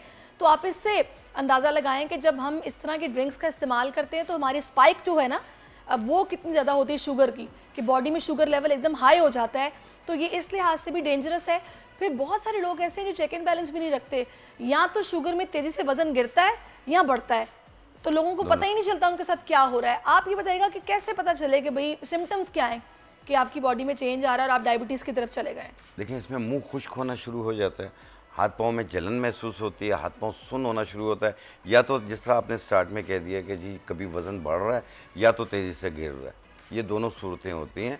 और तीसरी आप आजकल तो कोई भी तबीयत में थोड़ी सी भी चेंजिंग्स आती हैं या कोई बीमार हो तो हॉस्पिटल जाता है तो उसका यही चेकअप होता है। सबसे पहले उसका शुगर लेवल देखा जाता है, फिर उसके बाद बाकी चीज़ों के उसके टेस्ट होते हैं, क्योंकि आजकल हर तीसरे शख्स को शुगर हो चुकी है। और जो आपने कहा ना कि हार्मोनल चेंजिंग्स आ जाती हैं, ये सिर्फ इंसुलिन जो आपकी बॉडी में जो है वो बढ़ना जब शुरू हो जाती है तो उससे ये है कि गर्दन भी काली हो रही होती है और मुंह खुश्क हो रहा होता है, वेट गेन हो रहा होता है, पसीना ज़्यादा आता है, गर्मी ज़्यादा फील होती है, चिड़चिड़ापन महसूस होता है, बहुत जल्दी नाराज़ होने लग जाते हैं। ये चीज़ें आपकी हो रही होती हैं। अगर ऐसी सूरत हाल हो तो आजकल महदूद मुद्दत के लिए जामुन आए हुए हैं, आपने बड़ी फायदेमंद चीज़ है। बिल्कुल तकरीबन 10 दाने सुबह और 10 दाने शाम को खाया करें, 1 महीने तक खाएं। आप देखें आपका सीरम इंसुलिन भी कंट्रोल होगा। दूसरा आपकी जो गर्दन ब्लैक हो रही होती है ये भी वाइट होना शुरू हो जाएगी और आपकी स्किन भी ग्लो क्या बात है। अच्छा वैसे ये तो यंगस्टर्स बच्चों में भी ये प्रॉब्लम मैंने देखी है कि गर्दन उनकी इतनी अजीब से कलर की हो जाती है और समझ नहीं आती क्यों हो रही है, जैसे ही वेट गेन करने लगते हैं वो। देखिए जब तक बाजारी चीज़ें, बाहर की चीज़ें ज़्यादा इस्तेमाल होंगी ये सब चीज़ें फेस करनी होंगी। सही कह रहे हैं आप। अच्छा अब शाह साहब मेरे साथ रहिएगा, एक बड़े ही ज़बरदस्त नौजवान है जिनसे आपकी भी मुलाकात हो जाएगी। हमारे बहुत ही प्यारे नौजवान कोपेमा दानिश सदपारा ने पाकिस्तान आर्मी को एक मुनफरिद अंदाज में ट्रिब्यूट पेश किया है। मैं चाहूँगी कि थोड़ा सा आपको दिखाएं कि वो किस तरह ट्रिब्यूट पेश कर रहे हैं, फिर उनसे आपकी मुलाकात भी करवाते हैं। पाकिस्तान जिंदाबाद, पाकिस्तान जिंदाबाद, जिंदाबाद, जिंदाबाद, पाक फौज जिंदाबाद, पाक फौज जिंदाबाद। और दानिश ने इस वक्त हमें ज्वाइन भी कर लिया है। दानिश बहुत शुक्रिया आपके वक्त का। आपने 19,000 फीट से ऊंची चोटी सर की है, वर्ल्ड रिकॉर्ड बनाने पर अभी कैसा महसूस हो रहा है? बिस्मिल्लाहिर्रहमानिर्रहीम। मुझे बहुत अच्छा महसूस हो रहा है कि मैंने खुसरोगंज 6,455 मीटर की बुलंद तरीन चोटी को सर करके मुल्क और कौम का नाम रोशन किया। उम्र में आपने ये कोपेमाई शुरू की थी? मुझे 7 साल की उम्र में कोपेमा बनने का बहुत शौक आया, क्योंकि हमारे ताया जान नेशनल हीरो हसन सतपारा उन्होंने अवार्ड लिया था, इसलिए मुझे फख्र था कि मेरे ताया जान ने अवार्ड लिया। उसके बाद मेरे वालिद साहब नेशनल हीरो सादिक सतपारा वो पहाड़ों पे चढ़े, इसलिए मुझे भी उनके साथ जाने का बहुत शौक हुआ। पहाड़ों की चोटियां सर करते हुए कभी आपको खौफ महसूस हुआ है? आपकी एज भी इतनी ज्यादा नहीं है। हमें थोड़ा सा खौफ महसूस हुआ क्योंकि हम जब समिट के करीब पहुंचे थे तब अवलांच करने का खतरा, रस्सी करने का खतरा महसूस हुआ हमें। घर वालों का क्या इस पर रिस्पॉन्स है? कभी रोका है या हमेशा हौसला अफजाई की है? बिल्कुल, हमारी पूरी खानदान इसी क्लाइंबर के फील्ड से वाबस्ता है। अच्छा, फादर है वो भी को पैमा थे, तो उनको याद करते हैं अपने वालिद के बारे में, क्या कहना चाहेंगे आप? जी, मैं अपने वालिद साहब का शुक्रिया अदा करता हूँ। मेरे वालिद साहब ने पाकिस्तान की तमाम पीकों को समेट करके मुल्क और कौम का नाम रोशन किया है। आपके साथ और कितने को पैमाओं ने खुसरो गंग नामी चोटी सर की है? एक्सप्रेशन में मेरे वालिद साहब थे और मेरे भाई अली मूसा सतपारा और मुनीर भाई भी थे और कमर भाई भी थे और मेरा छोटा सा दोस्त अरहान अब्बास भी था। तो तालीम के हवाले से क्या बताएंगे? एजुकेशन जारी रखी हुई है या छोड़ दी है? हाँ, मैंने अपने एक्सप्रेशन पे अपनी किताबों को खुसरो गंग के बेस कैंप तक लेके गया और हमें मजे की बात यह है कि मैंने अपनी किताबों को कैंप 2 तक जाके वहाँ पे भी अपनी पढ़ाई का सिलसिला जारी रखा। क्या बात है भाई, आपने पढ़ाई की है और माशाल्लाह जो इस तरह के बच्चे होते हैं जिनकी फैमिली में भी माउंटेनियर मौजूद होते हैं, वो तो पहाड़ों के बेटे होते हैं, पहाड़ों के बच्चे होते हैं कि वो उन पर बैठ के पढ़ते भी हैं, एंजॉय भी करते हैं और उनको एक जज्बा होता है कि सर करेंगे इसको। बहुत शुक्रिया आपका, आप हमारे साथ मौजूद रहे दानिश। अच्छा हकीम साहब, कैसा लगा आपको? कितना प्यारा बच्चा था, एज भी बहुत कम थी। देखिए, सतपारा फैमिली बहुत काबिल एहतराम फैमिली है और इन्होंने काफ़ी पाकिस्तान का नाम रोशन किया। इनके वालिद साहब जिनका इंतकाल हो गया था उसी में पहाड़ों पे ही हुआ और फिर उसके बाद उनके बेटे ने उनकी जगह ली और एक बेमिसाल कामयाबी हासिल की है। हमारी तो दुआ है इस बच्चे के लिए कि अल्लाह पाक इसे मज़ीद कामयाबी दे, तरक्की दे, खुशियाँ नसीब करे और इनके वालिद साहब को जवार रहमत में जगह दे। आमीन।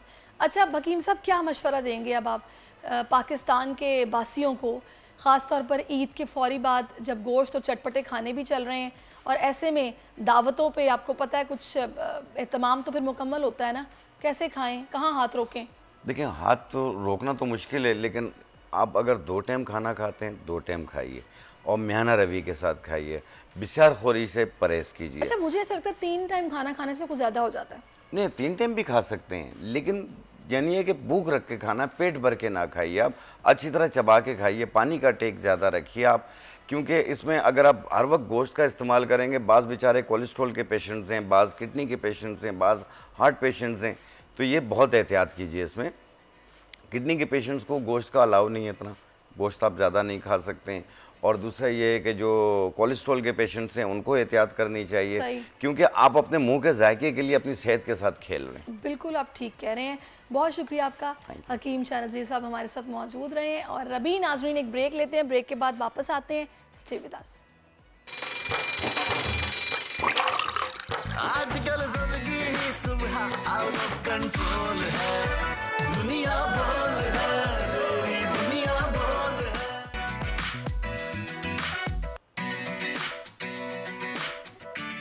वेलकम बैक नाज़रीन। इस वक्त मुझे शेफ़ लुबना रब ज्वाइन कर चुकी हैं। Lubna, thank you so much for your time. और माशाल्लाह से ये जो मेरे सामने नाज़रीन, ये इस वक्त ये आप एक ट्रे देख रहे हैं, इसमें कलनरी आर्ट का ये शाहकार है जो कि आपके सामने है। और ये आर्ट कैसा है, कितना अरसा लगता है सीखने में, क्या क्या सिखाया जाता है, कैसा होता है, ये सारी बातें मैंने लुबना से पूछनी है, क्योंकि आज है वर्ल्ड चॉकलेट डे। रूठों को मनाना हो, किसी को राज़ी करना हो, बच्चों को खुश करना हो और सभी की फरमाइश पूरी करनी हो, तो उसमें चॉकलेट ना हो, ये कैसे मुमकिन है? तो आज पाकिस्तान समेत दुनिया भर में चॉकलेट का दिन मनाया जा रहा है। चॉकलेट के इस्तेमाल पर मज़ीद हम बात भी करेंगे, लेकिन उससे पहले मैं चाहती हूँ कि आपको दिखाऊं कि चॉकलेट पर कौन क्या कहता है। देखिए, चॉकलेट हर ओकेजन पे बहुत अच्छी लगती है। बेशक जो भी अच्छा खुशी का मौका होता है तो chocolate is the best. Chocolate is the best. और आज चॉकलेट डे है तो सबको मेरी तरफ से चॉकलेट तो नहीं दे सकती, बस हैप्पी चॉकलेट डे। बाबा चॉकलेट लाते हैं। ये अच्छा गिफ्ट है, चॉकलेट मनाने के लिए बहुत अच्छा है और लेडीज़ को पसंद होती है, चॉकलेट्स जल्दी मान जाती है। मैं कहता हूँ जो रिश्ते नाराज़ होते हैं जब चॉकलेट का गिफ्ट देते हैं तो वो भी मान जाते हैं। मियाँ बीवी जब रूठ जाएं तो मेरा ख्याल जब चॉकलेट का एक गिफ्ट दिया जाए तो बीवी भी मान जाती है, इसलिए चॉकलेट खानी चाहिए। पेरेंट्स होते हैं ना जो उनकी जेब पर छुरी फिरती है ना, उसके लिए बड़ी ज़बरदस्त चीज़ है ये, तो ये रोज़ चॉकलेटें लेनी चाहिए। अल्लाह का शुक्र है, मुझे पता है कि आज तक जितनी चॉकलेटें मैं अपने बच्चों को लेके दे चुका हूँ, इतने पैसों में तो 4 मरले का घर आ जाता है। भाभी की तरफ से तो चॉकलेट बिल्कुल जी गिफ्ट आई थी, बिल्कुल आई थी जब शादी से पहले। शादी के बाद अभी तक तो खैर हम ही दे रहे हैं। तो आपकी बेगम भी आपको कभी गिफ्ट करती है चॉकलेट? नहीं, कोई ख़ास गिफ्ट नहीं करती है, अभी स्टेज में है, वो गिफ्ट वाला टाइम चला गया है। जी जनाब, आपने देखा बच्चा क्या बड़े क्या सभी को चॉकलेट पसंद होती है और बूढ़ों को भी चॉकलेट बहुत पसंद होती है। कुछ ख़ास तौर पे वो बुजुर्ग जिनको डॉक्टर्स ने मना किया होता ना कि मीठा नहीं खाना, वो छुप के चॉकलेट खा लेते हैं। चॉकलेट आइसक्रीम हो, चॉकलेट बिस्किट हो, चॉकलेट थ्री हो, तो वो मज़े से खाते हैं। लुबना के पास माशाल्लाह मेडल्स की भरमार है, थोड़ा सा बताइए कौन कौन सी चैम्पियनशिप है जो आपने जीती है? अभी लेटेस्ट जो है वो मैं अभी दुबई से एमिरेट्स का जो कलनरी सलोन हुआ था उसमें अभी लेटेस्ट ये वाला मेडल जो है मेरा ब्रॉन्ज मेडल है ये, और ये मैं अभी विन करके आई हूँ। क्या बात है। और बाकी जो हैं ये लाहौर के हैं, 3 सेकंड पोजीशन के और बाकी गोल्ड है। ज़बरदस्त। अच्छा लुबना, पहले तो मुझे ज़रा बताएं, बहुत सारे ऐसे नाजरीन होंगे जिनको कलनरी आर्ट का नहीं पता, उनके लिए एक नई टर्म होगी, तो ये कलनरी आर्ट क्या है, इसमें क्या सिखाया जाता है? अच्छा, एक तो ये लोग एक तो हर बंदी ये बात बोलती है कि मैं शेफ़ हूँ। अच्छा। एक तो इस चीज़ को थोड़ा सा क्लियर कर दें कि एक नॉर्मल कुक में और शेफ़ में थोड़ा फ़र्क होता है। तो शेफ़ जो होता है वो थोड़ा ये होता है कि जो पढ़ के चीज़ों को समझ के जो चीज़ को करे, सर्टिफिकेशन होती है, तो वो जो है वो आप उसको शेफ़ कहते हैं। सही। और कलनरी आर्ट का यह है कि कोई भी फूड आप उसको एक आर्ट की तरह से उसको आप एक पैशन और एक अपना एक जैसे होता है ना कि डिज़ाइनर होता है, वो अपना सारा माइंड क्रिएट जो है वो अपने कपड़ों पर डालता है। गार्निशिंग की सेंस में आप कहेंगी ना? यस, तो उसको एज अ आर्ट आप उसको सर्व करें, चाहे वो आप एक सिंपल सा देसी खाना हो, कढ़ाई हो, या आपके कोई डेजर्ट्स हो या कुछ भी हो। अच्छा, मैं इसको जो आपने पहले बात की इसको थोड़ा इस तरह समझती हूँ कि वो हजरात जो कि अपनी माओ, पुफियों, चाचियों से खाना पकाना सीखते हैं, अच्छा वो कुक होते हैं। लेकिन जो बाकायदा एक डिग्री लेते हैं सर्टिफिकेशन के साथ, जिनको एक मतलब क्वालिफाइड शेफ्स बताते हैं, वो आई थिंक सो शेफ ही होते हैं। तो ये चीज़ है। अच्छा, अब मुझे ये बताइए कि आज वर्ल्ड चॉकलेट डे है, तो ये चॉकलेट बनाना, वैसे तो हमने तो हमेशा ख़रीद के खाई है और कोशिश ये होती है कि इम्पोर्टेड हो तो ज़्यादा मज़े की होगी, लेकिन हमारे यहाँ चॉकलेट्स बनती हैं, कैसी बनती हैं और किस तरह बनती हैं? अच्छा, ये ज़रूरी नहीं है कि हम अब ये हमारे माइंड सेट है कि हम सिर्फ इंटरनेशनली या बाहर के चॉकलेट्स खाएंगे तो वो ही मज़े की होगी। अब बहुत सारे हमारे लोकल ब्रांड्स ऐसे हैं जो उसी तरह के ही चॉकलेट्स बना रहे हैं और उसी तरह के ही टेक्सचर हमें मिलते हैं यहाँ पर। अच्छा, मज़े की बात आपको बताऊँ, हम लोगों का एक अजीब सा माइंड सेट है, वो ये है कि अगर एक चॉकलेट हमें 10 रुपए की मिल रही है ना, तो हमें पता है ये बड़ी लो क्वालिटी है। बिल्कुल। और एक चॉकलेट जो हमें 600-700 की मिलेगी, हम कहेंगे यार ये लगता है ये इम्पोर्टेड है, इसमें कुछ ऐसा खास होगा जो उसमें नहीं है। ये भी माइंड सेट है। जी बिल्कुल, लेकिन ऐसा कुछ भी नहीं है। अब लोकल ब्रांड्स भी इतने अच्छे चॉकलेट्स बना रहे हैं कि हमें ज़रूरत नहीं होती कि हम और वो सबसे बड़ी बात यह है कि अगर आप कोई अपना इंडस्ट्री में काम कर रहे हैं या अगर आपका ख़ुद का कोई काम है, तो बेहतर यही होता है कि वो आपको कॉस्ट भी थोड़ी कम पड़ती है अगर आप लोकल चॉकलेट अगर अच्छी क्वालिटी का सही से अच्छी क्वालिटी की है, तो मुझे ये बताएगा कि उसकी पहचान क्या है? उसमें ये होता है उसका आपका टेक्सचर पता चलता है। आप जिस वक्त बना रहे होते हैं उसके टेक्सचर से आपको पता चल जाता है कि ये चॉकलेट कैसी है। जब आप उसको मेल्ट करते हैं, आती है ना, वो भी रैपिंग पेपर में होती है, तो हमें कैसे पता लगेगा इसकी क्वालिटी बहुत अच्छी है? जब आप उसको मेल्ट करते हैं या आप उसको जिस वक्त अपने प्रोडक्ट के लिए यूज़ करते हैं या केक्स में यूज़ करते हैं या जिस तरह मैंने अलग अलग चॉकलेट एग्जैक्टली, तो उसका चॉकलेट का आपको मुँह में रखते ही फ्लेवर से पता चल जाता है कि ये मेल्टिंग चॉकलेट है, ये डार्क चॉकलेट है, ये मिल्क चॉकलेट है, क्योंकि चॉकलेट में भी वैरायटीज होती हैं। अच्छा, कुछ चॉकलेट्स ऐसी होती हैं कि जो चबाने से वो मेल्ट नहीं होती जी, वो एक अजीब ना जिस तरह बटर टाइप कह लें या बड़ा चिकना सा एक फ्लेवर देती हैं, आई थिंक सो वो मेल्ट नहीं होती। नहीं, उसके अंदर भी हम लोग मिक्सिंग करते हैं ना, जैसे बहुत सारे चॉकलेट्स के अंदर हम लोगों को मेल्ट करते हुए बटर ऐड करना पड़ता है, या कुछ जो चॉकलेट्स होते हैं वो बिल्कुल आप रॉ यूज़ करते हैं, लेकिन कुछ चीज़ों के अंदर हमें बटर ऐड करना है तो वो आपको उस चीज़ का फ्लेवर आता होगा जब आप खाती होंगी। अब आपके बच्चे कितना तंग करते हैं, आपको ये भी बता दें चॉकलेट के लिए? नहीं, ऐसा कोई तंग नहीं करते, क्योंकि वो कहते हैं ना कि घर की मुर्गी दाल बराबर वाला सीन है, तो उन लोगों के लिए कोई ऐसी खास चीज़ बनानी पड़ती है। हाँ, बना लेते हैं, लेकिन वो कोई इतना ये है कि खा के इतना वो चुके हैं तो उनको ये चीज़ें इतनी कोई अच्छा, वो अट्रैक्ट नहीं करती। सही। अच्छा चलिए, मुझे इतनी अट्रैक्टिव लग रही है कि ये तो खैर मैं देख के बता सकती हूँ कि ये बहुत मज़े के, मतलब इसमें केक पीस भी हैं जी, ब्राउनीज हैं। हाँ, ब्राउनी अच्छा, बाइट्स क्या है आप ये खुद बताएं ताकि अच्छा इसमें जो है आपको ये छोटे नजर आ रहे होंगे, ये ब्राउनी बाइट्स हैं। ये वाले जी नहीं, बाइट्स, ब्राउनी बाइट्स हैं। ओके। और ये जो है ये चॉकलेट शॉट है, ये वाला जो छोटा, अच्छा ये चॉकलेट शॉट है, इसके अंदर चॉकलेट मूज है की फिलिंग है, ठीक है। और ये जो है ये नुटेला कप है, नुटेला कप है, ये जो कप में है, अच्छा ये नुटेला कप है। और ये वाला जो बड़ा वाला टार्ट है ये डार्क चॉकलेट टार्ट है, डार्क चॉकलेट जी। ओके। और ये मिनी टार्ट्स हैं, ओके। और ये चॉकलेट्स हैं जिसके अंदर हेजलनट को डिप कर, जी ये छोटे वाले टार्ट्स हैं, मिनी टार्ट्स। Okay okay. और ये दोनों? और यही मिनी टार्ट्स हैं। ओके। अच्छा मुझे ये बताएगा इस ट्रे को रेडी करने में कितना वक्त लगा था? ये जाहिर सी बात है, जब आप ज़्यादा क्वांटिटी बनाते हैं तो उसमें इतना ही होता है कि आपको इतना पता नहीं चलता, लेकिन जब ये तो मैंने छोटा प्लेटर बनाया है तो टाइम कंज्यूमिंग उतनी ही होती है, क्योंकि कम चीज़ को बनाने में भी टाइम उतना ही लगता है, ज़्यादा चीज़ बनाने में तो कम से कम ये मुझे अलग अलग जब बनाया तो 4 आवर्स तो लगे। अच्छा अच्छा। वैसे मुझे ये लगता है कि ये सब चीज़ें बनाना ज़्यादा मुश्किल इसलिए नहीं है, तो सब में एक ही इंग्रेडिएंट जो यूज़ हो रहा है वो है चॉकलेट। जी बिल्कुल। अब उसको आपने वैरायटी देनी है तो मुझे नहीं लगता कितना टाइम कंज्यूम हुआ होगा। नहीं, क्योंकि इसको बेकिंग टाइम भी है ना, हर चीज़ का बेकिंग टाइम डिफरेंट होता है। चॉकलेट को मेल्ट किया, उसके साथ मूज़ बनाना है, उसके साथ दूसरी उसकी फिलिंग करनी है, जब आप उसको एग के साथ बीट करना, तो सबकी जब डिफरेंट होती है मेकिंग। अच्छा, डार्क चॉकलेट और दूसरी नॉर्मल चॉकलेट में क्या डिफरेंस क्या है? अच्छा, अक्सर वेट लॉस करने वाले जितने भी लोग हैं वो डार्क चॉकलेट पसंद करते हैं। अच्छा, डार्क चॉकलेट जो है वो एज अ हेल्दी चॉकलेट माना जाता है। हाँ।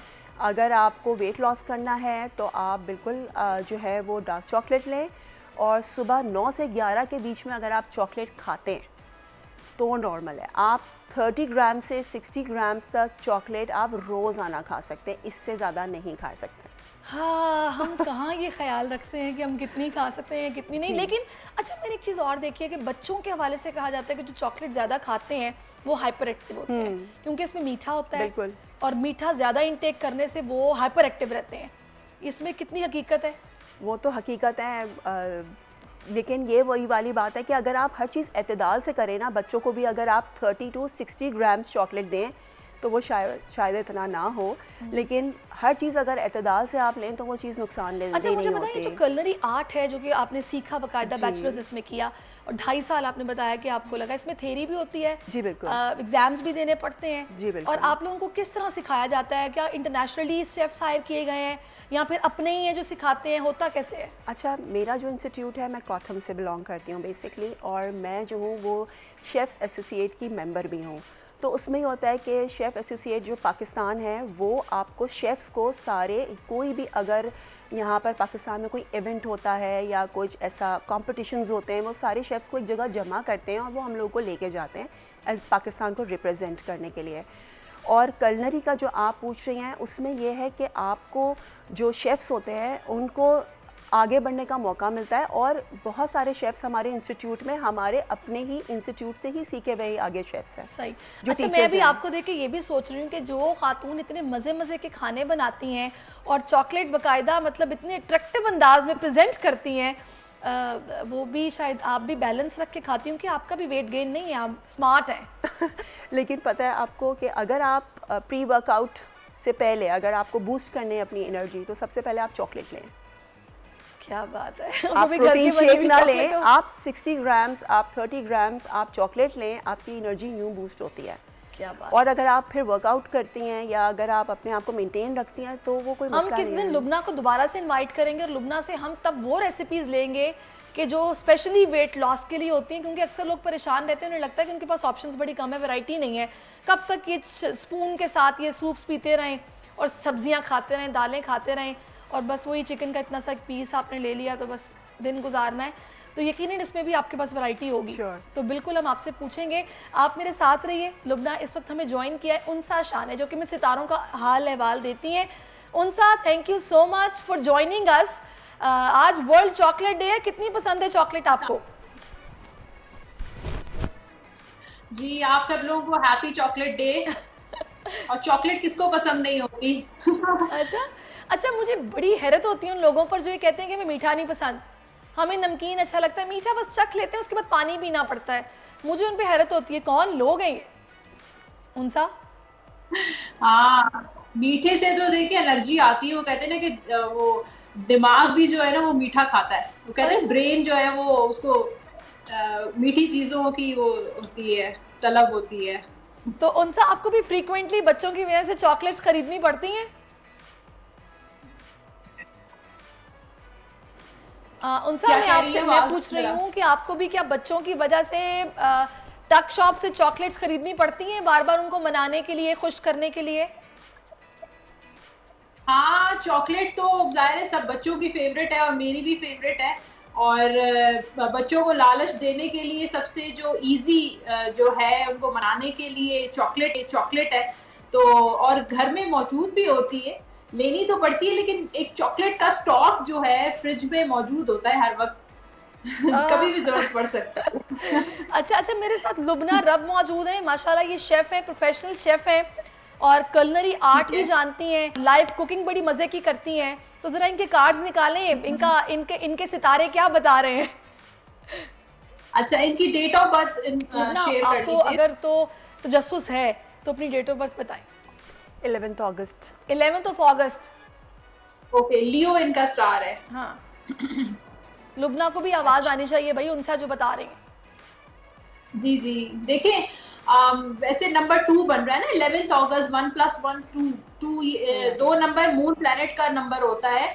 और ये लोग बहुत इमोशनल होते हैं, जज्बाती बहुत ज्यादा होते हैं।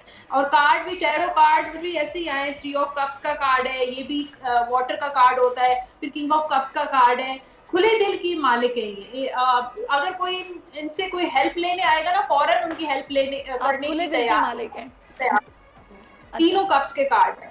और उसके अलावा ये मतलब जल्दी हर्ट भी हो जाती है, किसी की बात हर्ट भी हो जाती है आप, इमोशनल। अच्छा, हाँ, और सेंसिटिव भी है। जैसे जो लोग बहुत केयरिंग होते हैं तो वो लोग सेंसिटिव भी होते हैं। तो इसी तरह की इनकी भी एनर्जी। हालांकि ये लियो इनका स्टार है, तो ये लोग बहुत स्ट्रॉन्ग होते हैं, विल पावर इनकी बहुत स्ट्रॉन्ग होते हैं, बहुत बड़ी जो है वो चीजें आपकी बात स्ट्रॉन्ग है, लेते हैं जी। अच्छा, तो उनसा एज अ शेफ इनका फ्यूचर आप क्या देख रही हैं? एज अ शेफ देखिए, पास्ट में मैंने ना बहुत स्ट्रगल की है शेफ बनने के लिए। बहुत इजीली नहीं, उनके बड़े चैलेंजेस इन्होंने लाइफ में जो है वो फेस किए हैं। अभी की जो एनर्जी है, एस ऑफ पेंटिकल, इन्होंने जो काम शुरू किया है, बड़े एक नया जो स्टार्ट लिया। हो सकता है कि पहले से काम कर रही हूँ, लेकिन अभी रिसेंटली इन्होंने कुछ चेंज लेकर आई है अपने काम में। तो इनका काम जो है बहुत स्टेबल तो है। मुझे लग रहा है कि इनमें इनको फायदा भी बहुत होगा, इनका फ्यूचर भी सक्सेसफुल है। लेकिन जैसे फ्यूचर की जो एनर्जी है, डेविल की एनर्जी है। यानी कुछ ऐसे लोग इनको टकराएंगे जो इनसे फायदा उठाने की कोशिश करेंगे। तो इनको बहुत केयरफुल होना चाहिए, हर किसी की बात में ना आए। ये ना हो कि लोग इनको अपनी बातों में लाकर इनसे फायदा उठाएं। तो इस तरह के लोग इनको जो है वो परेशान कर सकते हैं। डेविल की एनर्जी कंट्रोल करने की कोशिश करेंगे, अपने फायदा उठाने की कोशिश करेंगे इनसे। तो इनको इस चीज से थोड़ा सा केयरफुल रहना। चलें जी, बिल्कुल आपने सही गाइड किया है लुबना को। लुबना इस चीज़ का ख्याल भी रखेंगी। उनसा कराची में आज बारिशें शुरू हो रही हैं और संडे तक जारी रहेंगी। क्या मौसम के कार्ड्स क्या कह रहे हैं? इतनी हैवी रेनफॉल हो सकती है, जहमत तो नहीं बनने वाली कराची वालों के लिए? कराची वालों के लिए जहमत, देखो कार्ड तो बड़ा, तीनों कार्ड्स बड़े पावरफुल आए हैं। व्हील ऑफ फॉर्चून का कार्ड है, 6 ऑफ पेंटिकल्स का कार्ड है, सन का कार्ड है और बड़ी जबरदस्त जो है वो बारिश होती हुई नजर आ रही है। बरसात मुझे काफी ज्यादा, अल्लाह ताला की रहमत जो है, जो सन का कार्ड है, अल्लाह की रहमत, अल्लाह की दुआ, अल्लाह की जो ब्लेसिंग्स हैं वो कराची पे इस वक्त है। अच्छा, वैसे सम टाइम ऐसा होता है कि बस वो प्रेडिक्शन धरी की धरी रह जाती है, बारिश नहीं होती, बादल आगे निकल जाते हैं, कराची वाले तकते रह जाते हैं। हाँ देखिए, ये तो कुदरती वो है ना, मतलब अब ये तो अल्लाह का हुक्म है, जब चाहे वो अपना इरादा बदल दे। होते होते भी जो है वो नहीं हो पाती है। अब इसमें सिर्फ और सिर्फ कुदरत की मसलियत है, इसमें कोई इल्म, कोई भी जो है वो उसको नहीं कर सकता। एनीवेज, शॉर्ट टर्म के लिए है, मतलब यानी कि 1 वीक के लिए ये बरसात का जो स्पेल है वो नजर आ रहा है। और हाँ, जहां तक कराची में नुकसान की बात है, वो थोड़ा बहुत नुकसान तो ऑब्वियसली होता ही, आपको पता है कि कराची के रोड्स की क्या पोजीशन है। सही सही, चलें जी, अल्लाह बेहतर करे। हमारी दुआ है कि चीज़ें जो हैं वो बेहतर ही रहें। वैसे तो मुर्तज़ा वहाब भी काफ़ी एक्टिव नज़र आ रहे हैं और वो नालों की सफाई भी करवा रहे हैं, रोड्स का भी जायज़ा लिया जा रहा है। अच्छा, अब उनसे थोड़ा सा आगे बढ़ते हैं। अब जनाब सिचुएशन बड़ी तेज़ी के साथ ना इलेक्शंस की तरफ जा रही है, क्योंकि आई थिंक सो 12 अगस्त को ये टेन्योर ख़त्म हो जाएगा इस गवर्नमेंट का, उसके बाद केयर टेकर सेटअप आएगा, फिर इलेक्शंस होने हैं। कितना स्मूथली ये होगा? इस पे सोच विचार तो हो रहा है, कुछ नेगेटिव एनर्जीज भी हैं, कुछ पॉजिटिविटी भी है और कुछ लोग नेगेटिव भी हैं। कुछ लोग नहीं चाहते कि अभी भी इलेक्शन हो, लेकिन एक मिला जुला रुझान नजर आ रहा है। अप्स एंड डाउन्स आएंगे और कुछ प्रॉब्लम्स भी हो सकते हैं, लेकिन ये है कि मुझे ऐसा लगता है कि पाकिस्तान का जो है ना वो साथ दे रही है इस वक्त। किस्मत जो है वो पाकिस्तान के फेवर में नजर आ रही है। बड़ी अच्छी बात है ये तो। हाँ, 6 ऑफ पेंटिकल्स का कार्ड है। एट द एंड जो है वो इलेक्शन तो हो जाएगा और मुझे ऐसा लगता है कि अवाम के लिए बेहतरी होगी। जो भी जीतेगा हारेगा जो भी है, लेकिन अवाम के लिए जो है बेहतरी होगी इंशाल्लाह। इंशाल्लाह। आजकल जिंदगी ही सुबह आउट ऑफ कंट्रोल है, दुनिया बोल है, मेरी दुनिया बोल है। अवाम के लिए एक और मुश्किल, आटे की अदम दस्तयाबी पर अवाम परेशान। आटे की फराहमी खासी मुश्किल का शिकार है और अवाम को मुश्किलात का सामना है। शदीद गर्मी में यूटिलिटी स्टोर्स के बाहर लंबी लंबी कतारें। घर में आटा नहीं है, घर वाले जो है ना हम लोग तंदूर के आटा लेके रोटी लेके जो है ना उसी पे ही गुजारा कर रहे हैं। बोल ने निभाई सहाफती जिम्मेदारियां, पहुंचाई घर घर ये आवाज। यूटिलिटी स्टोर से सस्ते आटे का हुसूल शहरियों के लिए ख्वाब बन गया। बोल न्यूज हकायक सामने ले आया है। आओ मिलकर आवाज उठाएं, पाकिस्तान को बदलें बोल के साथ। बोल बना अवाम की आवाज। अवामी शिकायत पर बोल ने किया मुताल्लिका इदारों से मुतालबा। सुबह 6 बजे से आकर ये लोग आटे का इंतजार करते हैं। 7 बजे आई और नहीं मिल रहा है आटा, पैसे नहीं होते तो उधारे लेकर आती हूँ। वो कहते हैं जी 7 खजूर लाजमी लें, हमारे पास आटे के पैसे नहीं होते तो खजूर कहाँ से लें? क्योंकि बोल है पाकिस्तान का नंबर 1 न्यूज चैनल। सब्सक्राइब करें और बेल दबाएं ताकि कोई खबर रह न जाए।